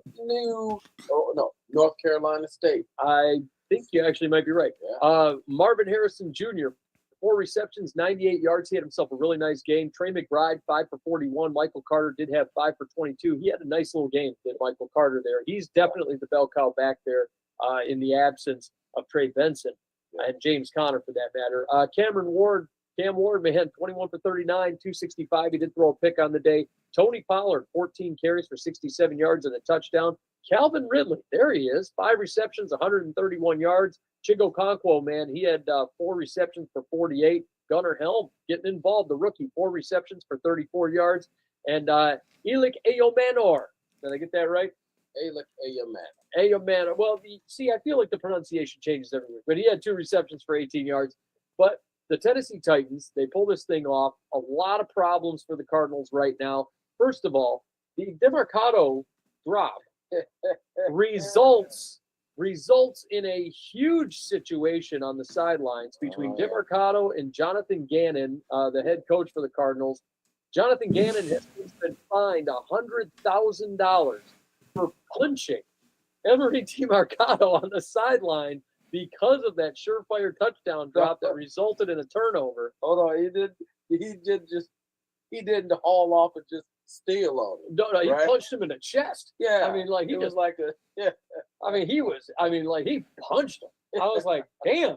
And DeMarcado, he's just standing there like a scolded child with his head down as Jonathan Gannon just berates him and just whacks him. This ain't 1985. You do that in 1985, right? Not, 40 years ago that would fly. And you would have, and still you understand the frustration. What are you doing, right? But especially now. I'm a grown ass man, dog. Yeah, and DeMarcado, I mean, he stood there, like I said, like a scolded child, head down, looking at the ground, like he was damn near in tears. And Jonathan Gannon screaming in his face, punches him, has to get pulled away by another coach. I mean, it was a mess. I felt bad for DeMarcado in spite of, you made a mistake, but damn. I felt good for Jonathan Gannon's chin. Because DeMarcado would have killed him. Man. One punch knockout, I'm trying to tell you. My goodness. But the NFL was completely right in finding him $100,000. What they did, because you can't have that. It wasn't even the NFL; it was just the team. The team did it. Yeah, the team did it. You can't have that. He did apologize. Apparently, from what I've heard, he has apologized. But goodness still. gracious! Ooh. And then the Cardinals with even more problems. Kyler Murray injured his foot in this game. He missed 3 plays before coming back in. Now he's sitting out at practices, leading into a Week 6 showdown versus the 4-1 Indianapolis Colts. He could miss. Yeah, so now we're talking about Kyler Murray possibly missing some time here. And who do they have as their backup? Yeah, Jacoby Brissett would be their backup. And you know what? Look, the Cardinals have been doing this shit all year, though. If you look at it, they have not looked good since week 1. We talked about it, but the offense looked funky. The defense was okay. But if you look at what they've been doing, they've been getting these leads early, and they're going into third and fourth quarter and dropping these leads on silly things and not getting the job done on the offensive side of the ball. It's like, what are we doing here? They being the Arizona Cardinals, have a history, especially a modern and recent history, of just not finishing the job. They start the job great, right? But it's still a leg missing when they're done. Yeah. You're like, hey, where'd that fourth leg go? Why is the table leaning like this? Yeah. What happened? What happened? Because they didn't finish the job. Whether it's the beginning of the season when they rip off 6, 7, 8, 9 wins, right, and then fumble and fall and all the way. Lost 8 games in a row. Exactly, right? Whether it's that or get all the way through November, they're winning, and then all of a sudden here comes the winter time, and the Arizona Cardinals shrink and they go away. They go down to Florida, I guess. They fly to Florida. But it doesn't make any sense to continue to do this. Yeah, and now it's just on a game. It's not even the coach; it's the whole new coach. Yeah, whole new coaching regime there now. And they're still doing the same thing. It's a game-to-game basis too. It's not even just like, oh, hey, we ripped off the 8, 9 wins. Alex, you and I sat on this show as that whole thing fell apart. Right? We sat here. And we said, my goodness, what is going on in Arizona? And it's still going on this year, and I'll tell you, you could tell that there was something in the water when the play. I have to play this play out. Cam Ward gets the ball, he chucks it, and he gets intercepted. And the player that intercepted the ball then dropped the ball. And when you drop a ball that's been caught and there's a football move and possession has changed, what are you supposed to do? You're supposed to fall on it, right? Yep. Well, apparently somebody must have nudged the ball, kicked the ball, or otherwise thought it was a good idea to try to bat the ball, because they batted it into the end zone, and of all players, Tyler Lockett falls on it, and the Titans score a touchdown. Yeah, it was the most random. It was a pick, a surefire pick, and it gets knocked out for a fumble that the Titans recovered. It was like, what is going on? Look, these are the clown car Cardinals right here. Clown Cardinals, you're right. Yeah, that's how they lose games. And here we are. So now the Titans, they've got Tajay Spears. He's back from IR. So we've got that. I mean, the Titans, they get their first win of the year. They're not the last winless team. And the team that's winless right now with the number 1 overall pick right now is the New York Jets. The Titans right now are tied for I believe, the second place spot. But here we are. Let's take a look at Tankathon real quick. Oh, I can take a look at Tankathon. We can definitely take a look at that. In the meantime, while I'm pulling that up, next up, let's talk about these Tampa Bay Buccaneers going out and beating the Seattle Seahawks 38-35. Baker Mayfield, again. That's my dude. Mm-hmm. Oh, yes. We love us some Baker Mayfield up in here.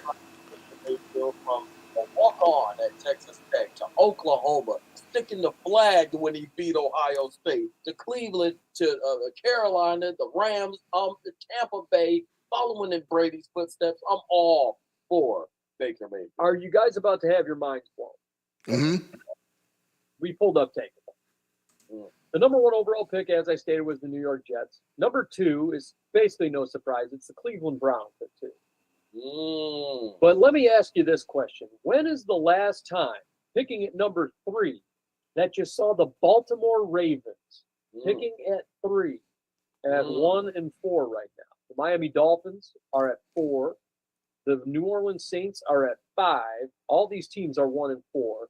The Vegas Raiders are at 6. The Tennessee Titans are at 7. The New York Giants are at 8. All those teams are 1 and 4, with the exception of the Jets, who are 0 and 5. Then we go into 9 being the Cincinnati Bengals. But here's another mind-blowing one. Sitting at 2 and 3 right now. At number 10, the Kansas City Chiefs are picking at number 10. That's your top 10 in the NFL draft as it currently stands. If it ended today, that's how it would be. Ain't that a little crazy? That is a little crazy. Yeah, we'll get to that in a minute.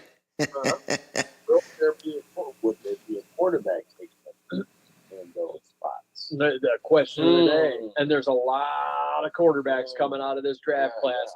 Yeah. But I think the Ravens and the Chiefs will be out of that mix by the end of the season. Yeah, I think they move down to the teams.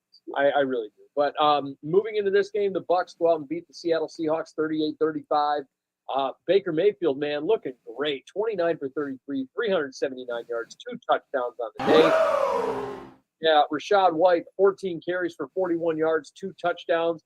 Emeka Egbuka, man, 7 receptions, 163 yards and a touchdown. From the Ohio State University. Yeah. Listen, we told you about Emeka Egbuka too. He was on the outside big board. What do we call it? The Blitz board? The big board? The Blitz board? The Blitz big board? The Blitz big board. And we had Cade Otton also, 4 receptions, 81 yards. Tez Johnson, 4 receptions, 59 yards. Who would have thought that?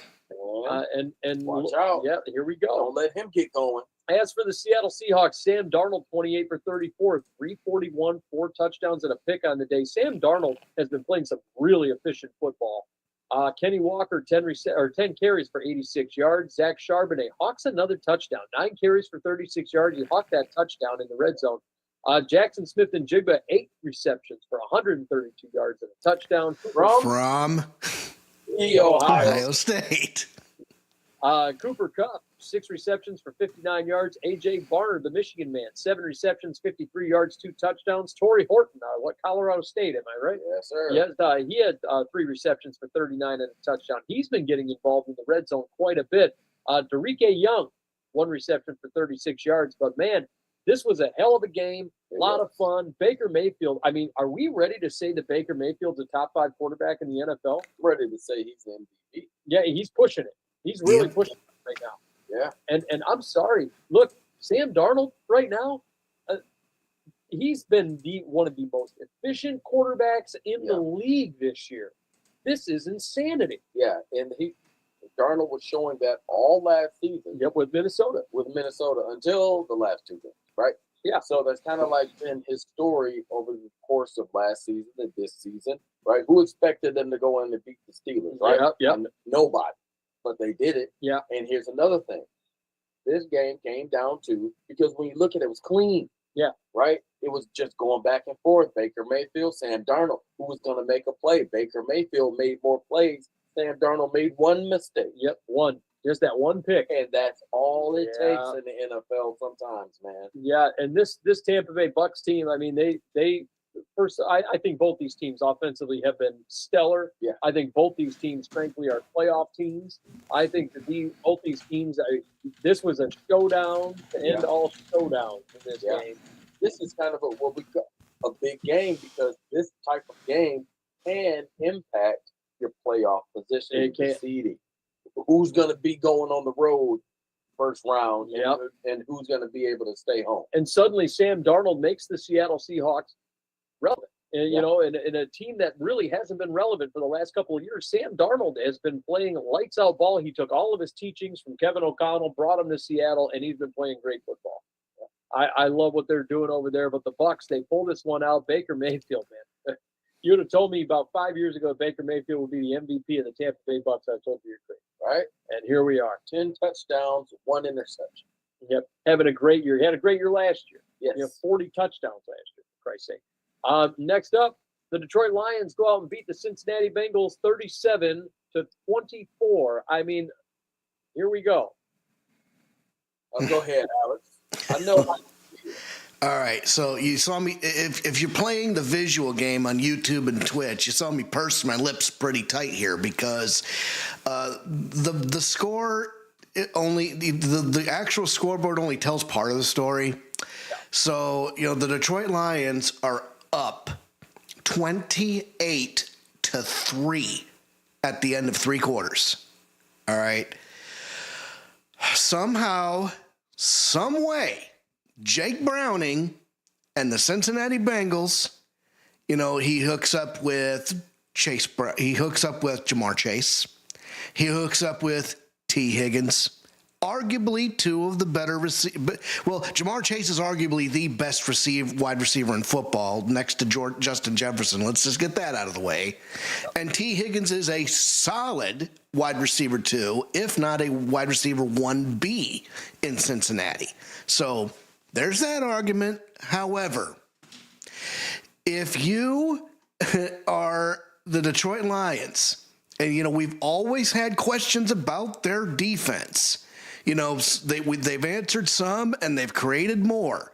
How do you allow this Bengals team, one of the worst in the league, to put up 21 points, 14 unanswered, in the fourth quarter? How? Yeah.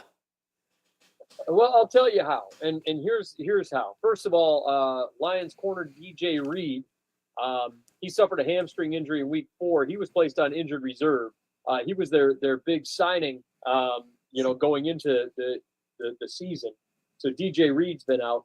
But also, Lions corner Terrion Arnold, he goes out and suffers a shoulder injury in this matchup. They thought. Side note, hot garbage. Yeah, but I mean, they don't have any corners now. They don't. Really don't. And it's the same story as last year, right? You're trotting Amik Robertson out there who got this fool's gold situation where everybody thinks he's hot shit because he allegedly shut down Justin Jefferson, which he didn't.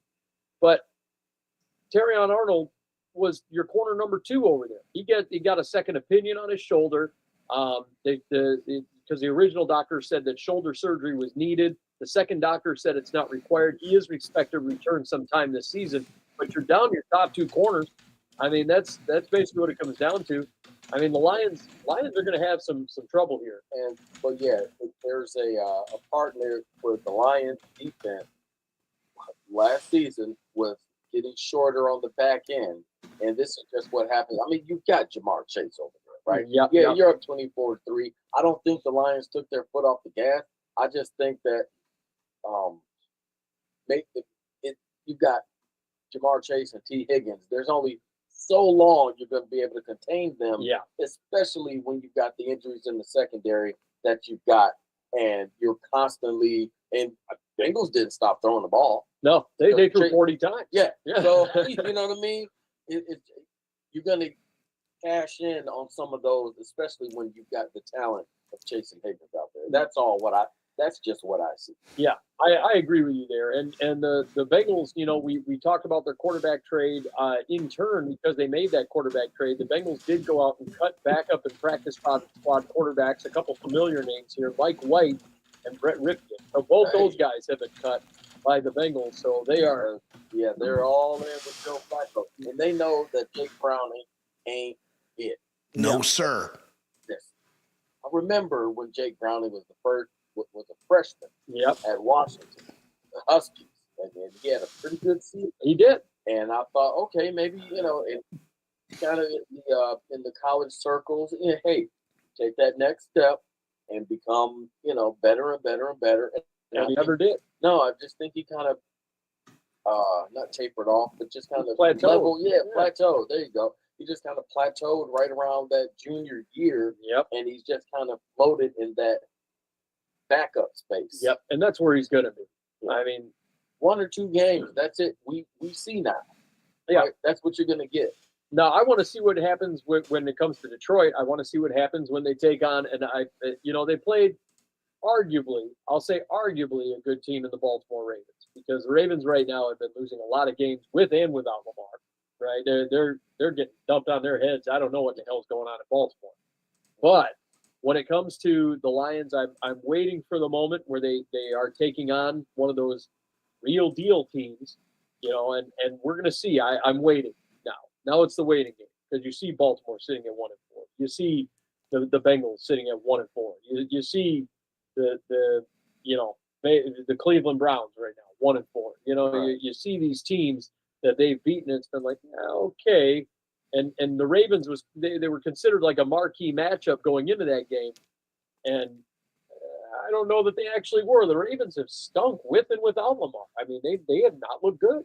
I mean, but at the time, they were at more at more full strength than they were. Yeah, in the coming weeks. Yeah. Right. So I want to see though. We're going to find out.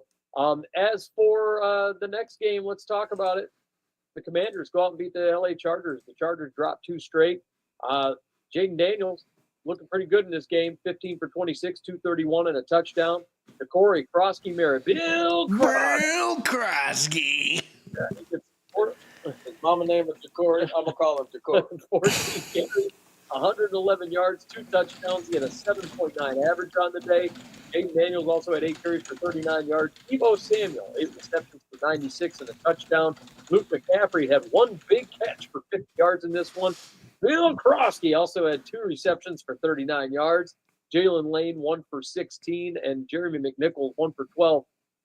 And as for the Chargers, Justin Herbert looking rough, man. 22 for 29, 166, 1 touchdown, 1 pick. He had 4 carries for 60 yards. Omarion Hampton gets hurt in this game. He had 12 carries for 44 yards. He's placed on injured reserve due to an ankle injury. So in the coming weeks, we're going to see. Oh, no. Yeah, Hassan Haskins, Kamani Vidal, they're set for expanded roles. So you're going to see a little more of that Michigan boy in Haskins. You're going to see Kamani Vidal Sassoon out there. We're going to see how they do. And then over receiving wise, Keenan Allen, 5 for 58, Quentin Johnston, 4 for 40, Ladd McConkey, 5 for 39 and a touchdown. Tyler Conklin, the tight end, 2 for 30. Hampton did get 6 receptions for 26 yards in this game. But Omarion Hampton, he's going to be on the shelf for a while. The Chargers, they did go out and sign wide receiver and kick returner Jalen Reagor to a 1-year deal. So we're going to see a little bit of Jalen Reagor and a little bit of that fumble action that he likes to put out there. I don't know how smart of an idea that was by the Chargers, but Jaden Daniels back on the field, looking okay. Goes out and beats the Chargers team that was pretty game through the first 3 weeks, don't you think? Yeah, and something's happened over here that ain't good. Justin Herbert has now thrown more interceptions this season than he has all of last season. Yes. Right? And it's, a lot of people don't know that. It's still a young season. This is a symptom of the running game not working. And those offensive tackles not being there. So even when they were there, the running game was still a little clunky and still wasn't quite, up to snuff. And now with Jaden Daniels back, the Commanders look a little bit more commanding, right? I like how you did it. You know what I mean? That's a good one. It's not Mariota. Mariota did exactly what he was supposed to do. Come in 2-3 games, at least get us 1, right? Yep. And he did. Yep. Right? He did his job. Exactly. So the Commanders are still in a really good position to control their own destiny, man. Yep. The Commanders very much in control. Bill Krosky, man. Jacory Krosky Merritt, Bill Krosky, whatever you want to call him. This was the coming out party for him. Game. He's been looking good in the limited carries he's been getting, but now that he's gotten a full workload, and it wasn't even really a full workload. He only got 14 carries on the day, but man, he sure as hell made the most of them. Exactly, and it helps when Jaden Daniels, when you run sidecar with him. Yeah, absolutely. Yeah. And then next up, let's talk about the Patriots beating the Bills 23-20. Here we go. Yeah, big upset Sunday night football. Drake May, buddy, 22 for 30, 273 yards on the day for him. Travion Henderson only 6 carries, but he got 24 yards. He had a 4 average. Antonio Gibson had 6 carries for 21 yards. Ramadre Stevenson, 7 carries for 14 yards, but salvages his day with 2 touchdowns. Antonio Gibson, man, he's out for the year. Torn ACL for old Antonio Gibson. Oh, no. Yeah. God, you hate to see it. He stopped short on the run. He had the ball and he kind of stopped, and then he took the hit, and I think he fumbled. You saw it pop. You saw it, in the slow motion. You always hate to see it. Yeah, and he's just laying there. The scrum for the football is right next to it. I'm like, please don't let anybody land on his head. Right? Because he's just laying holding his leg. Forget the ball, forget the game. I'm hurt right now. Yeah. And this is a lot of pain I'm going through. And I know the Bills went through a lot of pain with those turnovers. Lots of them. They opened a bakery apparently in upstate New York. The the brand new Bills bakery. I didn't like that at all. And if you're the Buffalo Bills, you just took a big step back because you were supposed to beat this team. And you got the hell beat out of you by your former number one receiver. He put up Stephon Diggs, 10 receptions, 146 yards in this game. He had the game of his life. Yeah. Hunter Henry, 2 for 46. Keyshawn Butte gets 3 for 43. But Steph Diggs single-handedly dismantled the Buffalo Bills secondary. Yeah, he knew exactly who to go against. Yep. He knew exactly what to do. And this is why it's rough for teams when you have the revenge game factor, especially with a guy like Stephon Diggs who felt like, I believe, he felt like he was done wrong. He was slighted. And he wanted to show, no, you don't get rid of me, I'll get rid of you. That type of thing. Yeah. I bet you had a couple of side glances at Joe Brady there on the sideline. You're going to use me as a decoy? Right. He was ready. And I don't think the Bills were ready. I don't think the Bills were prepared enough. I think they thought they would just walk onto the field and win the game. Yeah. Right? Absolutely. So the Patriots came to play. Yep. And I'll tell you, I think another part of it, I think we're starting to see a little bit of maturation with Stephon Diggs, because for forever and a day, we've talked about on this show how he's been a diva. He's kind of a loudmouth. He's kind of a, I need it my way, and just and just a dick. But if he's starting to grow up and mature a little bit, and I think that's what you're seeing here. You could see it in the sideline before the game when they were interviewing him.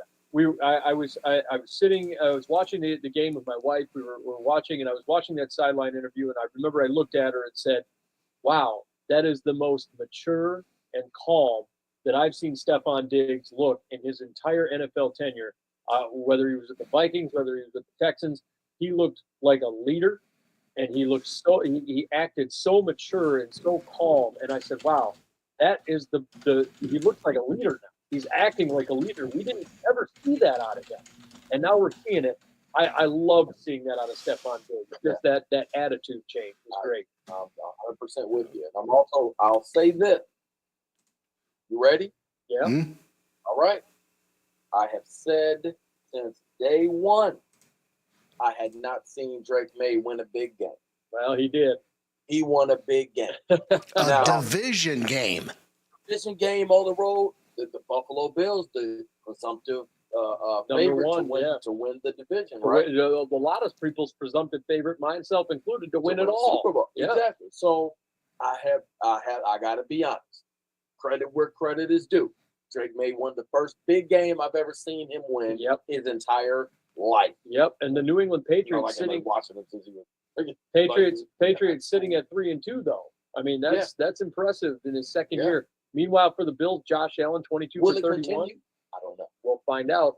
Josh Allen 22 for 31, 253, 2 touchdowns and a pick on the day. Josh Allen also had 9 carries for 53 yards. James Cook just 15 for 49. The Patriots did a good job locking him down.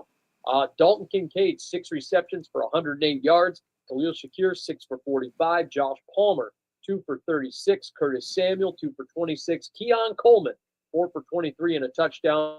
Curtis Samuel also had a touchdown in this game. James Cook held to 0 catches in this game, by the way. The Buffalo Bills fall to 4-1. A big surprise during upset week here. Yeah. And last but not least, another humongous upset. I would argue that this right here is a tie for the upset of the week. On top of both of these primetime games, Sunday night, Monday night. Did not see this coming. The Jacksonville Jaguars go out and beat the Kansas City Chiefs in primetime on Monday Night Football. And you know what? We have shit on Trevor Lawrence in these situations. Yep. We can say the same thing about Drake May and Trevor Lawrence from this week. This is the first time I've seen Trevor Lawrence truly win a big game. 18 for 25, 221 yards, a touchdown, a pick. He had 10 carries for 54 yards, ran 2 touchdowns in. The last one was completely unplanned.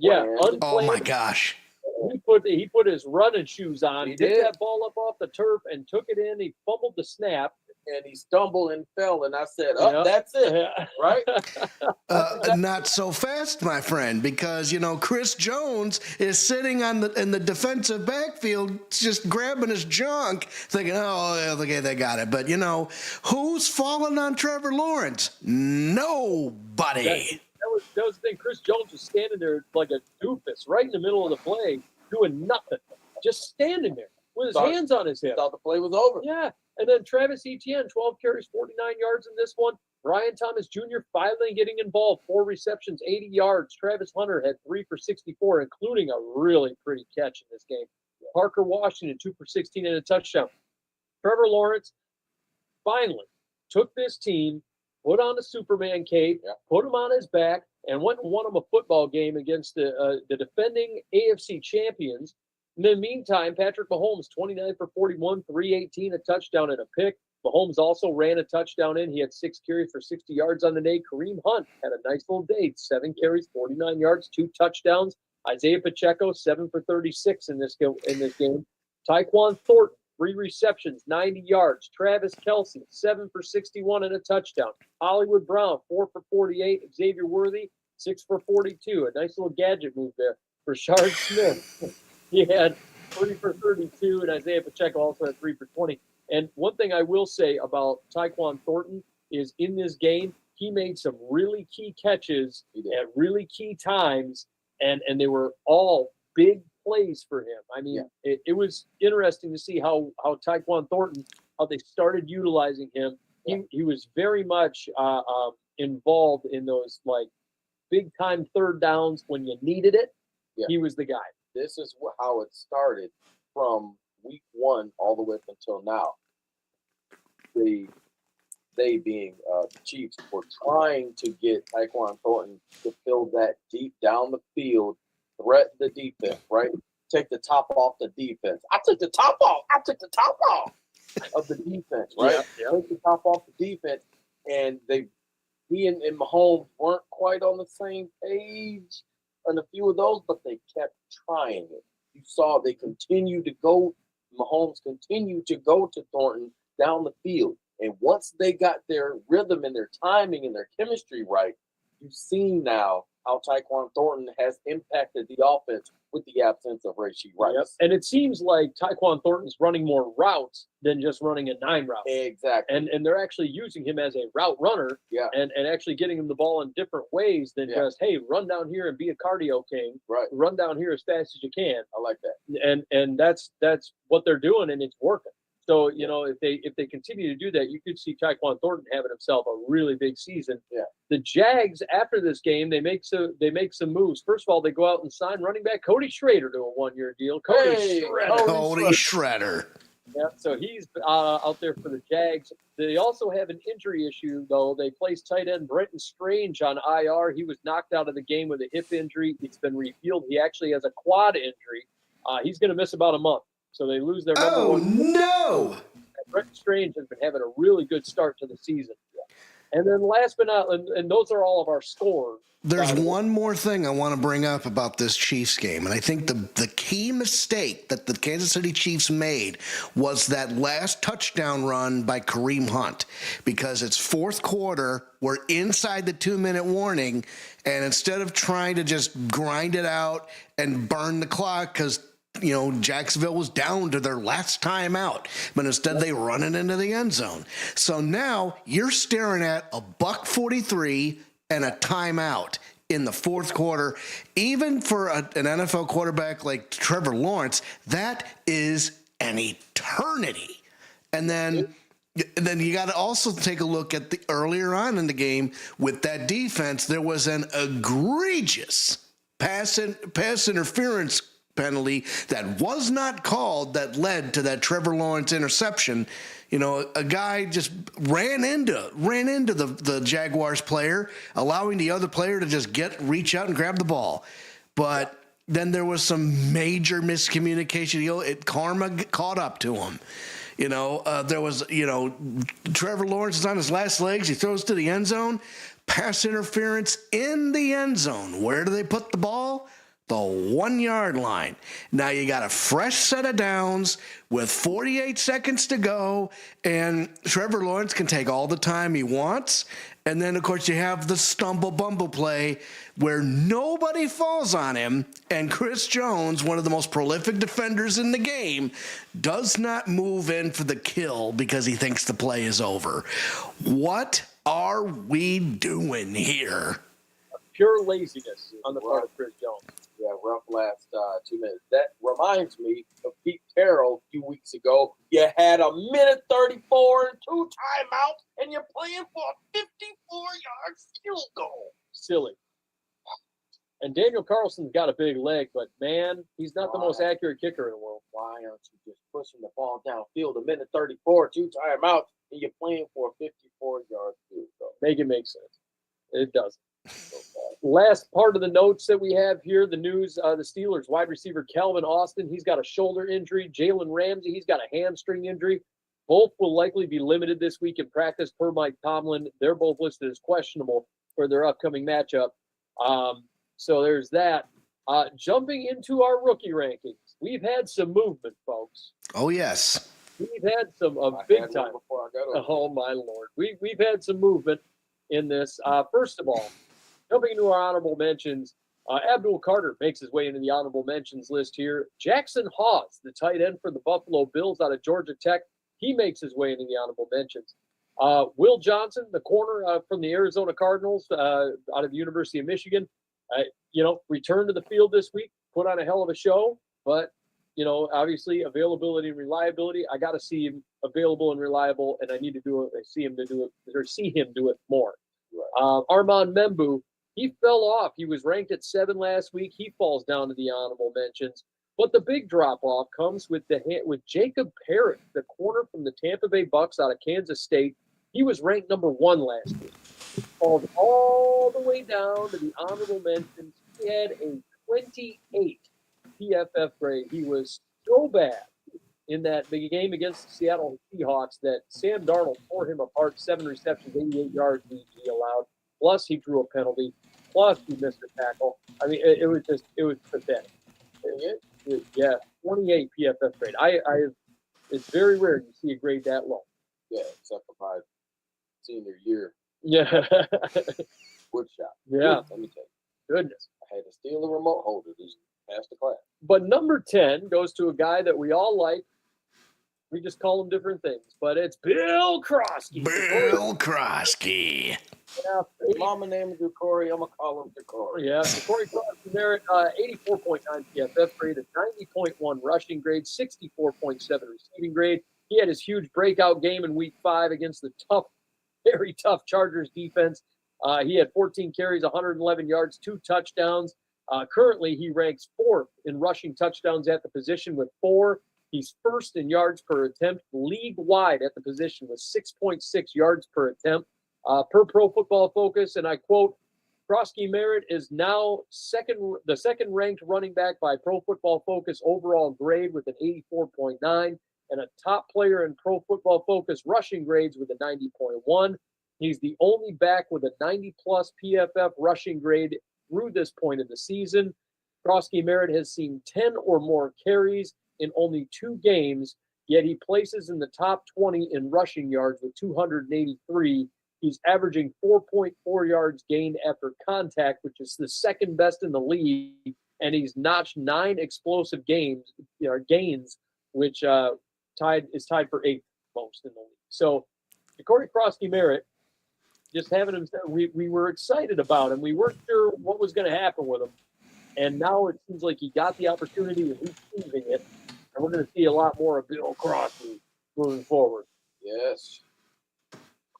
Opportunity. Yeah, that's kind of what it is. And I'll tell you what, I think the injury and the benching of Austin Eckler really sparked the fire for the rise of Corey Krosky Merritt. So when we saw that, I'm like, get ready for Bill. Yep, and Austin Eckler going down, ACL tear, he's out for the year. Hey, you don't want to see a guy get hurt like that, but you do see the result of the positive result of such a catastrophe. Age catches up to everybody, and Father Time does no jobs. Yeah, that's what happened with Austin Eckler. Number 9, Cam Scatterbo. He falls down this list a little bit. Had a rough game versus New Orleans Saints. He's got an 81.3 PFF grade, a 77.6 rushing grade, 81.6 receiving. He struggled to get going, man. He had 15 carries for just 61 yards. He had that brutal early fourth quarter fumble. He did have a 4.06 average on the day, which saw his rushing grade take a hit, but he did make up for it somewhat. 6 catches for 45 yards in the game. Per Pro Football Focus, and I quote, he maintains a 77.6 PFF rushing grade. He now has 63 carries for 242 yards. He also ranks 3rd in Pro Football Focus receiving grades at his position with an 81.6. He's got 18 catches for 143 yards and 7 first downs, and he leads the position in Pro Football Focus run blocking grades with an 89.9. I think that's a bit of an understatement. That's not run blocking. That's just hurling your body into the defender. It's a bowling ball. I mean, we always say roll the bowling ball. He brings it to a completely different level and to a completely different place. Cam Scatterbo, we liked him coming out, and here we are with him starting for the New York Giants here and doing well. Yes, sir. Yep. Number 8, another guy we were big on. He was another guy in our prospect rankings here. Quinshon Judkins, the running back for the Cleveland Browns out of the Ohio State University. He's got a 77.8 PFF grade, 76.2 rushing, 77.4 receiving. I'm noticing a trend, by the way. A lot of these running backs, their receiving grades are higher than their rushing grades. This has been a bit of a trend going back at least the last couple of years. Here's the thing. We talked about it in the offseason. We talked about it during combine season. Yep. This was the best group of running backs that I have ever seen. And they could all carry the rock, and they could all catch it out of the backfield for the vast majority. Yep. Right? They want that do-it-all back. Really capable receivers out of the backfield, this particular class. So it comes as no surprise. Yep. Judkins right now currently ranks 9th in rushing yards at the position league-wide with 347 yards. He had 110 on 23 carries against the Vikings, which was a 4.78 average. He would have gone for way more, as we talked about, if it weren't for those costly penalties. He also had 94 yards after contact in the game. He forced 3 missed tackles, had a 75.7 grade on the day. His 76.2 rushing grade ranks 4th among rookies, and he's currently ranked 4th in yards after contact per Pro Football Focus with 299 yards after contact. He did miss week 1, but he's been on a tear ever since, so we've got him on this list after that matchup against the Vikings. Yeah, absolutely. We talked about him earlier. What you see, the explosiveness, the balance, the vision, and being able to catch the football out of the backfield. I think the memo has gone out, especially nowadays in the NFL. You have to be able to catch the ball out of the backfield if you really want to see a lot of meaningful minutes. Yeah, absolutely. Especially, but it also depends on what team you go to, because there's just a few teams that don't do a lot of throwing the ball to the running back, but you have to be able to be adept at it. And really, the Browns aren't one of those teams, but they still do it sometimes, and he's been explosive when he's gotten the ball in his hands in those situations. Number 7, a guy we loved. He was our number 1 tight end, Tyler Warren. He's at number 7 from the Indianapolis Colts out of Penn State. 72.7 PFF grade, 72.8 receiving, 63.7 rushing. His grades all saw an uptick across the board last week. He had 4 receptions for 44 yards, and it saw him catch his first touchdown on the year. He currently ranks 4th in receptions and 1st in yards. He has 23 receptions for 307 yards. He ranks 4th and 1st in those situations among all tight ends league-wide. Just leading the league at tight end and yardage. Pretty damn good. Really good for him. Yeah. We saw it last year with Bowers. Now we're seeing it out of Tyler Warren. So this crop of tight ends that are coming out over the last couple of years, we're seeing them pop in those first years. Number 6 goes to Jonas Sanker, the safety for the New Orleans Saints out of Virginia. He's got a 78.3 PFF grade, 78.9 coverage grade, a 58.6 run defense grade. He did see his run defense grade, which dropped considerably. Saw it come up by about 2 points after the missed tackle-filled game in week 4, although he did miss a tackle in this game. I saw it. They took his missed tackle total to 7. He's only allowed 3 catches for 9 yards against the Giants, including a great tackle. It was beautiful on Theo Johnson, who had a hell of a game, and that tackle went for a 2-yard loss. Per Pro Football Focus, Sanker is the 4th-ranked safety in Pro Football Focus overall grade over the past 2 weeks. He's got with an 81.5 over the last 2 weeks. He places 4th in Pro Football Focus coverage grade in that span with an 80.6. He's having himself a really nice year. He's going to be a starting safety for the New Orleans Saints for a very long time if he continues this. Absolutely. Side note, I saw a little Sports Center college game day or whatever kind of thing special on Jonas Sanker and the family. I like him as a person. Yeah. Yeah. Actually, as a dude. Yeah, just as a dude. I don't know him, but just from what I saw in the deal, I like Sanker as a person. He's playing really good ball. And he is doing that. He's playing really good ball for the Saints. I was watching it. If I like him. I mean, he doesn't care. He's making good money over there in the NFL. I mean, come on now.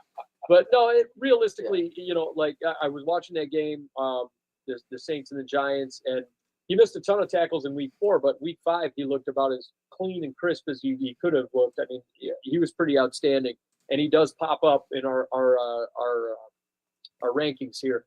Number 5 goes to Xavier Watts, the safety from the Atlanta Falcons out of Notre Dame. He was on a bye week, so he didn't move spots at all. We don't punish for bye weeks, but he's got a 76.3 PFF grade, a 71.7 run defense grade, 72.2 coverage grade.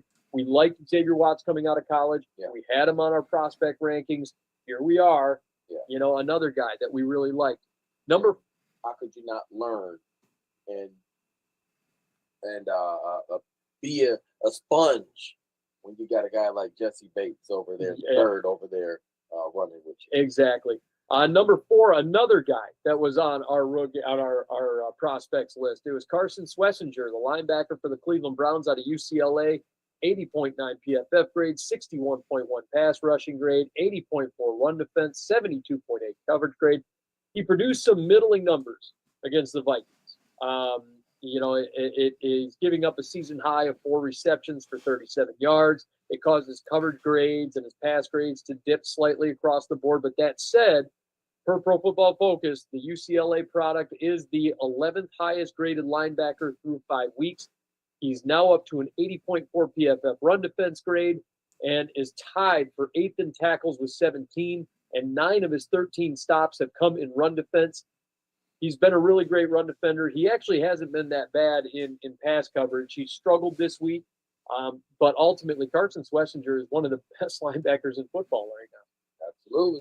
Yeah, and I'd like to point out also that, you mentioned the term UCLA product, and it's being quite apparent that UCLA, for their troubles that they're having this year in college, they are putting out some really good products, and whether it's Femi Oladejo or our good friend, or Kane Medrano, who made it onto the Washington Commanders 52-man team, and then they got Carson Swessinger here. I mean, I'm saying, you know what? UCLA is getting to be widely known for its successful draft picks. Yeah, they're making out some, really at their linebacker position in particular. Number 3, a guy we all really liked. He was another one of our top prospects. Teteroa McMillan, the wide receiver for the Carolina Panthers out of Arizona. He's got a 75.1 PFF grade, 75.6 receiving grade. Currently, he has 24 receptions, which is 19th league-wide. He's got 351 yards, which ranks 14th. But he hasn't gotten in the end zone through 5 games, which is a little troubling. Last game, he caught 6 passes for 73 yards against the Dolphins. Per Pro Football Focus, like our next prospect, which is Emeka Egbuka, he brought in 9 catches for 20-plus yards this year. He also owns an elite 94.7 PFF deep ball receiving grade. Teteroa McMillan, we loved him coming out of college, loved him coming out of Arizona, and here we are. Absolutely. Yeah. When we talk, you need to pay attention. I loved him. I thought he was the best receiver coming out of his class. I'm actually eating that. I'm eating those words because of who's our number 2 guy, who we also really like, Emeka Egbuka. the wide receiver from the Ohio State University from Tampa Bay Bucks. Well, you were saying about McMillan. Oh, go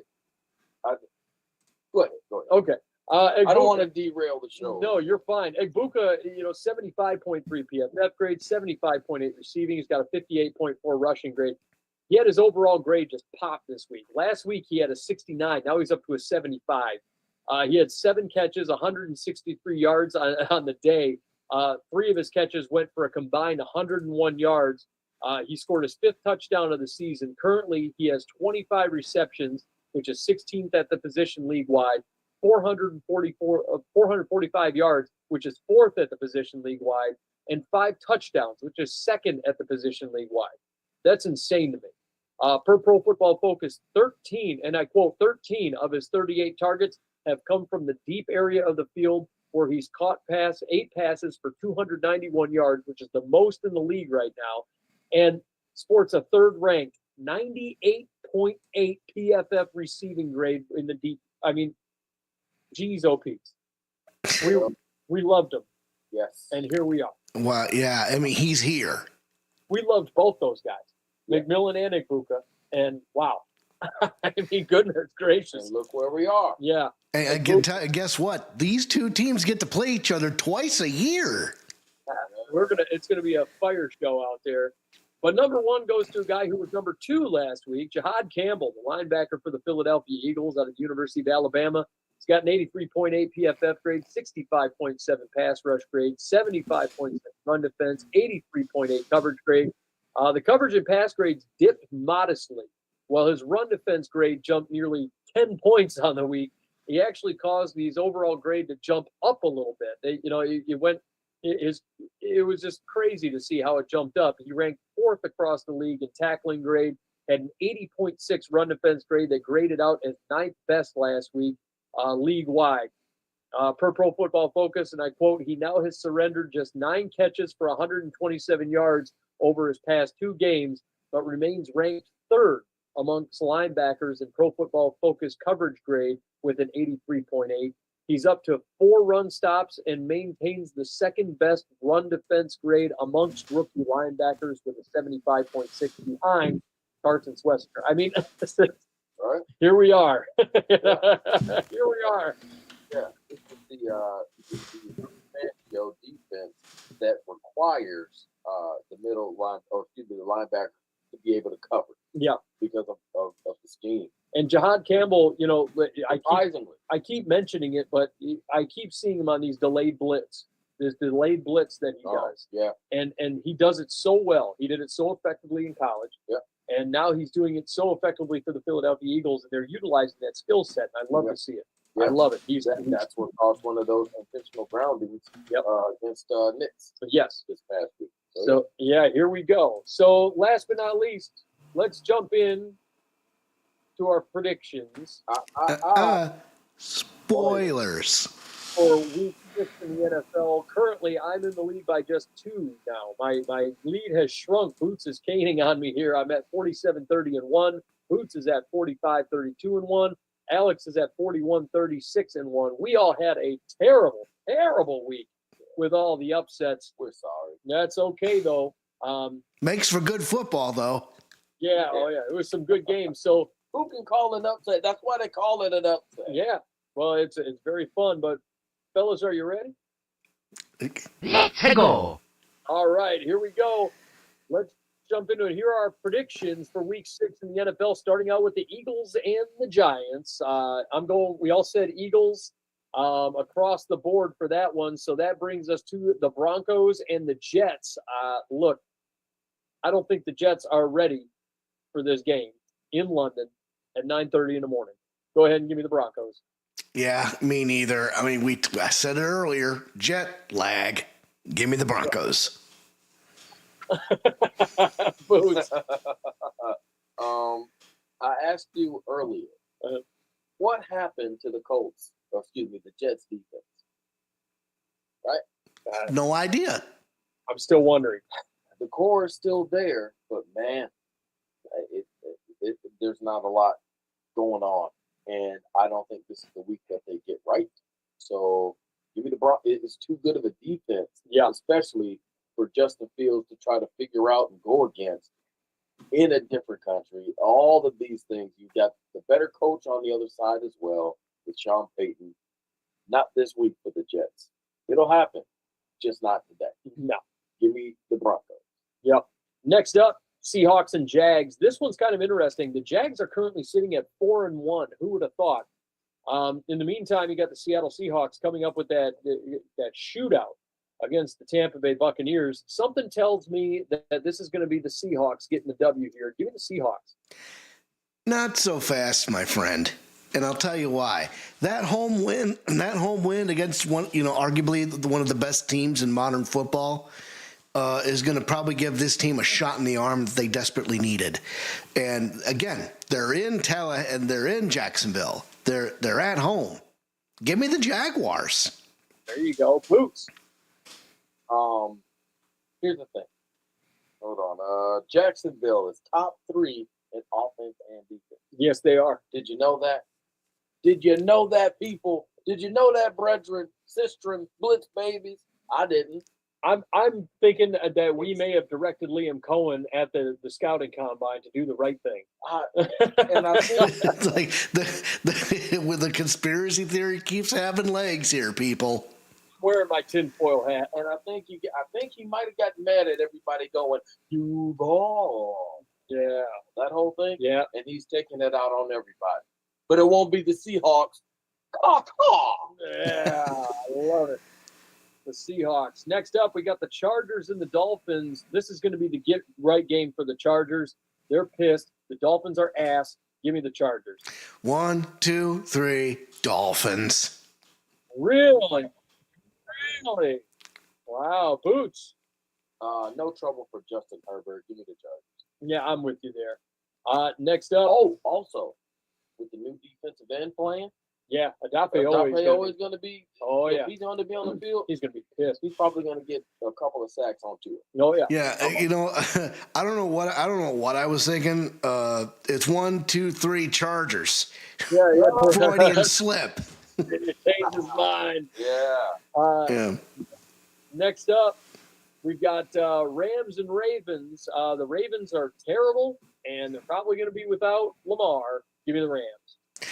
Yep. It's getting late early in Baltimore. Give me the Rams. Yeah. Boots. Man, I do feel bad for Baltimore. But after this, you can breathe a little bit. You can rest a little bit. You got the bye week coming up, and then you get back to business. But until then, give me the Rams. There you go.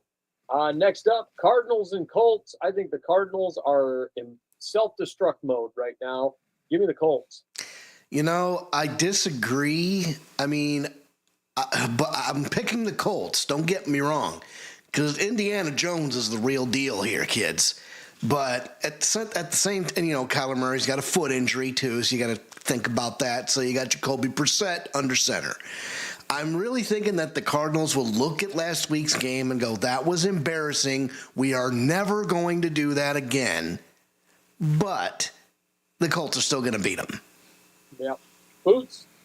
I think the issues between DeMarcado and Gannon may have been solved, but they're not going to be able to solve the Colts. Give me Indianapolis. Yeah, I'm with you. Next up, Cowboys and Panthers. Look, I'm actually going to – Rico Dowdle is going to have a game in Carolina. He's going to show the Cowboys what a mistake they made. Give me the Panthers over the Cowboys. Yeah, this one's a really interesting game because if you take a look at the standings here, Carolina's sitting at 2-3, and the Dallas Cowboys, they're 2-2. So obviously, we have questions. But you know something? It's a home game. And Dallas's defense isn't really all there. Give me the Panthers as well. There you go. Boots. Rico's revenge, but don't mess with Texas. Give me Dallas. Wow. Next up, Patriots and Saints. Look, the Saints, they got their win. They're feeling good, right? And the Patriots are going to come in and bring them back to earth. Give me the Patriots. Well, at least you can say you didn't go 0-17. Give me the Patriots. Boots. I really do like the way the Spencer Rattler's playing. I do also like the fact that Drake May finally, showed me a little something. Mm-hmm. Right? I can dig that. We got both teams got a much needed win last week. New coach, new quarterback, new England. There you go. Next up, the Browns versus the Steelers. Steelers coming off the bye. Steelers are getting Jalen Warren back. It's kind of a toughie. The Browns, they looked okay last week, but I don't think they're going to win. I don't think they're going to win this game. I'm going to go with the Steelers here. I do agree with you, although I will say this. I mean, again, division games hit different, and this is no exception. It's the AFC North. It's a division game, and these teams beat the crap out of each other. So throw the rules and the stats out the window, but it's a home game, and it's Aaron Rodgers. Give me the Steelers. There you go, Boots. There's no way Dylan Gabriel beats this Pittsburgh defense. Give me the Steelers. There you go. That's what I like. Next up, Titans and the Raiders. This is going to be a get-right game for the Raiders. I think the Titans got a lot of luck, a lot of bounces that went their way in that Cardinals game, a lot of silly shit, a lot of self-inflicted wounds from the Cardinals.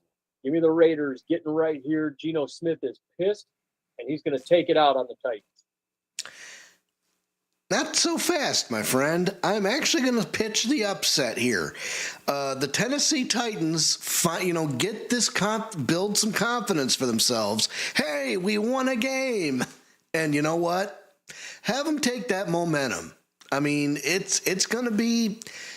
I still don't trust Geno Smith, man. I don't. I'm going to go ahead and pick the Titans, but it's going to be close. Boots. You got Geno Smith out here talking about we need to do this, we need to do that, we need to do that. We didn't throw the most interceptions in the NFL. That's fair. Who wants it less? Right? Yeah, that's true. There you go. Next up, these old ass retread coaches. Coaches, it pisses me off. Yeah. Next up, Niners and the Bucks. This one actually is shaping up to be a fun one, but I'm actually going with the Bucks here. I think that the Baker Mayfield's playing at an MVP level. I'm going with the Bucks. That's bold right there, but it makes sense. Yeah, this should be really fun. How banged up is Mac Jones after that game against the Rams? Does Brock Purdy come back? And really, it just comes down to that Bucs defense, and maybe Bucky Irving gets back in the swing of things. And don't forget, Egbuka. Give me the Bucs. Oops. Here's the thing. McCaffrey, I think, makes more plays than a little bit. Yeah. For lack of a better term.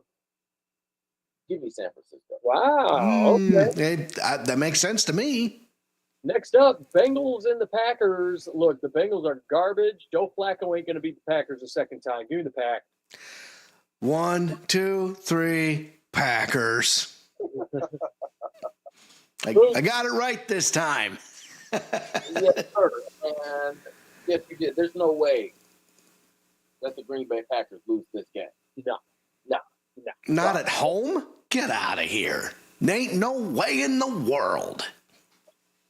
Next up, Lions and Chiefs. Lions are playing great ball, but man, they're missing those secondary pieces. The Chiefs are missing their heart. Yep. It's going to be the question of the day. Can the Chiefs throw the ball effectively against a barren Lions secondary? If they can't, I'm going to tell you right now, window's closed. I'm going to say, give me the Chiefs, but I don't like it. Right. Here's the thing. The Chiefs need this game. They need it. If nut cutting time was a football game, this one is it. Gentlemen, the Kansas City Chiefs are sitting at 2-3, and you have lost to the Chargers, the Jaguars, and who else? Hold on. You lost to the Philadelphia Eagles in your Super Bowl rematch at home. Mm-hmm. You need this football game against Detroit. Now, I'm going to go put my homer pants on, and I'm going to say, forward down the field, give me the Detroit Lions, but I'm telling you right now, Tyquan Thornton is the guy you need to watch out for, because that guy can catch the ball deep. Yep. Boot. That's a top ball. Took the top off. John Campbell is 12-2 in prime time games since he's been the head coach of the Detroit Yes, Lions. I do. He'll be 13-2. Give me Detroit. Yep. I feel dirty taking the Chiefs in this game. I know, right? It's a lose-lose situation for you. It's like the two teams you hate the most. Well, I don't even. They're not even the two teams I hate the most. It's only one of the teams I hate the most. But the thing is that I feel dirty taking the Chiefs in this situation because it's just like, yeah, on one end I'm with you, Alex. They need it. They do. But then on the other end, I'm like, man, the Lions are playing great ball, but then at the same time, they haven't beaten anybody good. And then I'm also looking at the Lions secondary going, that secondary is beat to hell, and it's Patrick Mahomes. And it's like, man, this could go either way. And I just feel ugly taking the Chiefs. There's one more detail you forgot. Ali McNeil is rumored to be back in the saddle again. That big ass rough run stuffing defensive tackle who blew out his ACL last year. He's back and he's ready. So if the Chiefs can't run the ball, that's going to be a problem. We're going to see what the Chiefs' offensive line accomplishes. Next up, Bills and Falcons, Monday Night Football. We got a doubleheader on Monday Night Football. Bills and Falcons. They need to stop this. Yeah, I don't like it at all. Go ahead and give me the Bills here. I think the Falcons are in deep trouble when it comes to facing off the Buffalo. Yeah, especially after that loss to New England. Now, granted, you might want to keep an eye on these Bills because, they're really good. Wait a minute. They dropped it to the Patriots? I mean, granted, it's a division game last week, but you need to get right and stomp the Atlanta Falcons out. So give me the Bills, but keep an eye on that score and how they play. Yep. Boots. I feel bad for Atlanta because they have to play against the Bills. Coming off that loss, kind of mad about it. Falcons coming off the bye, so they're going to be cold. Yeah, it's too bad that Atlanta had to be in this spot. Give me Buffalo. Yeah. I disagree with that. I don't think that's cold. I think that Atlanta's going to be rested. So it should be a competitive game. Yes. Look, there's teams that'll go into a bye week, and they come out. And when they come out of that bye week, they're just too rested, right? That could be. That's true. We see it in the playoffs all the time. Yeah. I have a feeling they're going to be too rested. And last but not least, Monday Night Football doubleheader, the Bears and the Commanders. I think you're going to see another great installment of Bill Krosky. Go ahead and give me the Commanders. Do you think we're going to have another Hail Mary that the Bears defense sleeps on and Jaden Daniels walks off? Nah, me neither. Give me the Commanders and give me them definitively. Oops. I feel so bad. It hurts my soul that I let the world tell me and I listen.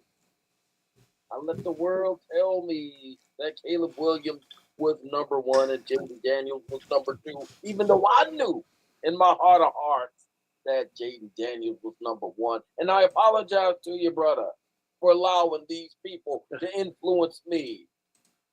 Now I won't change. I won't let them change me. I remain forever. Oh, God. Forever. Fan of Jaden Daniels. Give me the command. There you go, Commanders. And those are our predictions. Spoilers. For week 6 in the NFL. And, folks, that's our show. We've got Thursday Night Football kicked off, just underway. So that is rolling right now. And, man, ladies and gentlemen, we are going to have ourselves a blast. Week 6 around the corner. Week 6 really currently kicked off. So we're rocking and rolling. Before we get out of here, we got to talk about some of our sponsors. First of all, let's talk about It's Your Time Massage. Amanda's a wonderful massage therapist. She does tremendous work. She's the best massage therapist in the Metro Detroit area. If you're looking for Swedish or deep tissue massages, if you're looking for muscle scraping, if you're looking for foot sugar scrubs, if you're looking for red light therapy, if you're looking for CBD oil, she's the best of the best. She does packaging, the whole deal. Check it out. It's Your Time Massage LLC on Facebook, or you can find her at iytmassage.com. Like I said, Amanda is the best of the best. She'll take good care of you. And folks, remember, it's your time. Also, let's go ahead and talk about our resident T-shirt specialist, Face Kicked Apparel. Sean Stockmeyer, his wonderful wife Lisa, they're doing amazing work over there at Face Kicked Apparel. They will get all of your custom hats, hoodies, T-shirts, you name it, you pick it, they stick it over there at facekickedapparel.com. And as for the norm, boots, get your face kicked in with savings. Absolutely. Also, let's talk about Patch Miracle Photography. Andrew Langland, his awesome wife Chantel, they're the best photographers in the Metro Detroit area. PatchMiraclePhotography.com. They're going to go ahead and take care of all of your graduation picture. What? Baby picture. What? First birthday picture. What? Engagement photo. What? Wedding photo. What? If you want to do a special sexy boudoir shoot for that special someone in your life. All right. El recuerdo de tus besos me sigue por donde yo voy en la noche. Is that like Antonio Banderas stuff? Like the unbuttoned shirt? Gracias por tu amor y antes te paga el sol. Abrázame fuerte, dame el corazón. Why are you singing Una in Spanish? noche de amor. Unbelievable. Una noche de amor. But anyhow, PatchMiraclePhotography.com. Jeez, oh, Pete.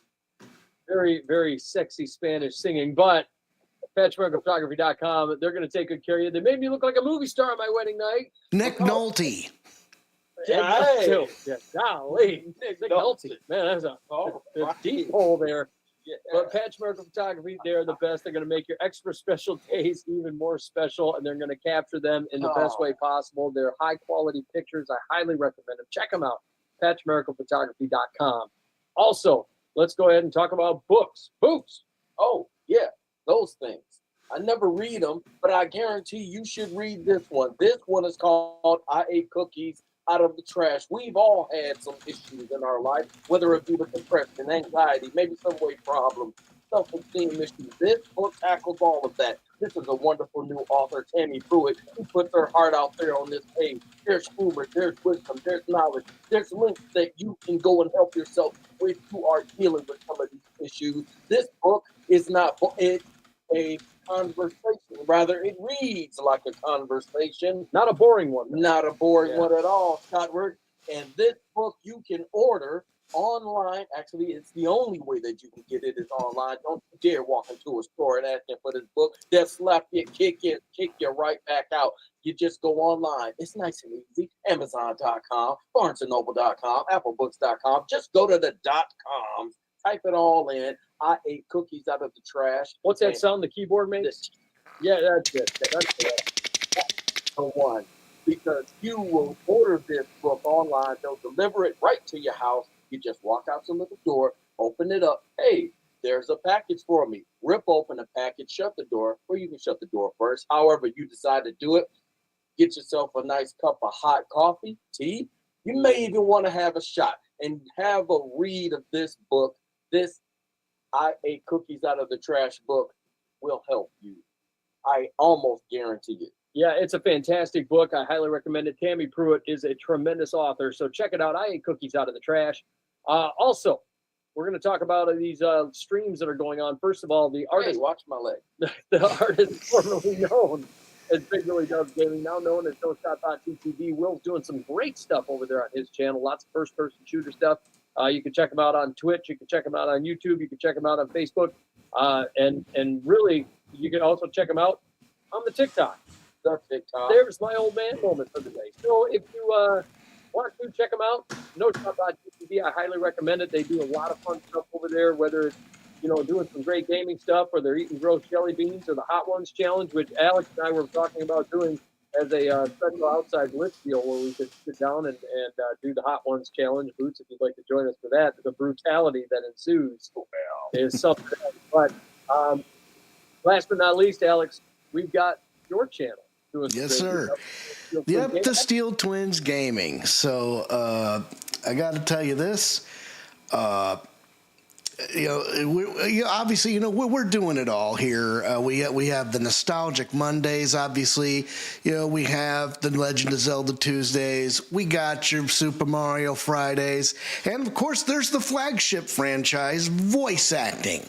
And I highly recommend that you go to our YouTube channel and you check out our playlists. I call those the archives.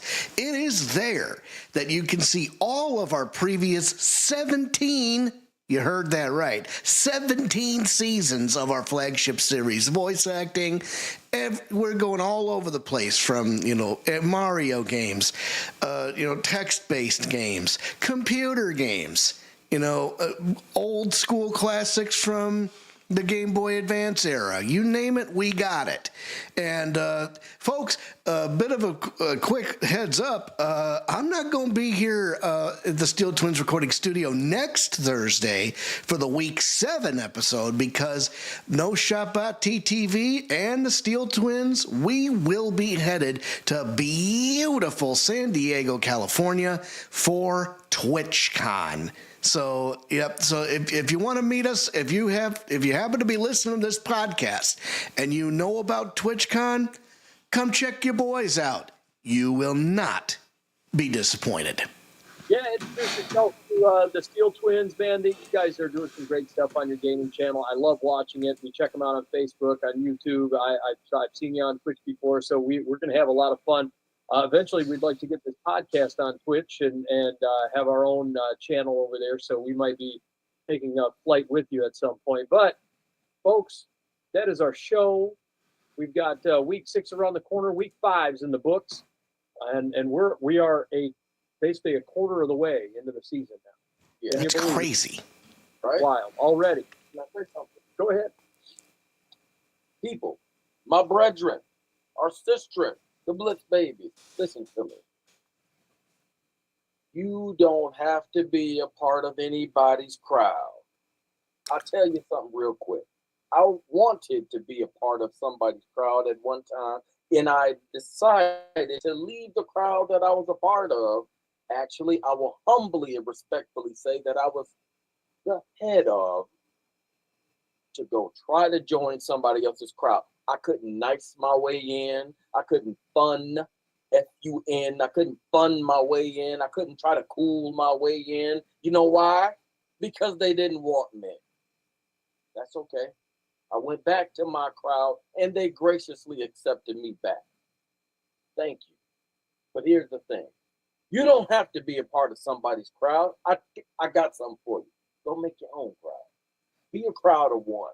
Yep. Be your own man. Be your own woman. Be your own person. Be a crowd of one. And then maybe, just maybe, people will want to join you. You heard me? Well, you're always a part of our crowd, Boots. Absolutely. Yep. Reminds me of something the comedian Christopher Titus once said. If you are normal and you're hip and cool, you will be accepted. But if you're deranged, the crowd will make you their leader. Yeah. All right, Boots, you're a lost face in the crowd. But, folks, that's our show. Thank you so much for listening. We've been noticing, I keep saying it every week, we've noticed a lot of folks tuning into the show. I'm super excited about that. A lot of figures, a lot of higher numbers going up. Those numbers keep climbing repeatedly over and over again. I've been noticing it. We love your listenership. We love the fact that you guys are tuning in. We love the fact that you're joining us. Join us every week. In the off season, it's every other week, but join us. We love the listenership. We love the feedback. You can give us a rating on Apple Podcasts, and you can do that. Give us a rating, 5 stars, if you will, if you please. Please. Give us a review. Anything you'd like. We would love the feedback, and we love to hear from you guys. And we will return to the NFL Combine next year. We're already making plans. So if you want to see us in person, keep an eye out for that. Yeah, we will be at Lucas Oil Stadium. So we'll be out there for the NFL Combine at the end of February. So come say hi. Don't be strangers. We love meeting our people that are listening to the show. Love meeting our fans. We just love it. So could we possibly do a live podcast from Lucas Oil Stadium? It's a possibility. Otherwise, we may be doing it from the Airbnb. But either way, we're going to be out there in Indianapolis, folks, and we're excited to see you. So with that, that's our show, folks. Stay tuned. We got more fun stuff coming to you. We'll see you next time right here on the Outside Blitz. You're probably talking about us because we're the only thing to talk about.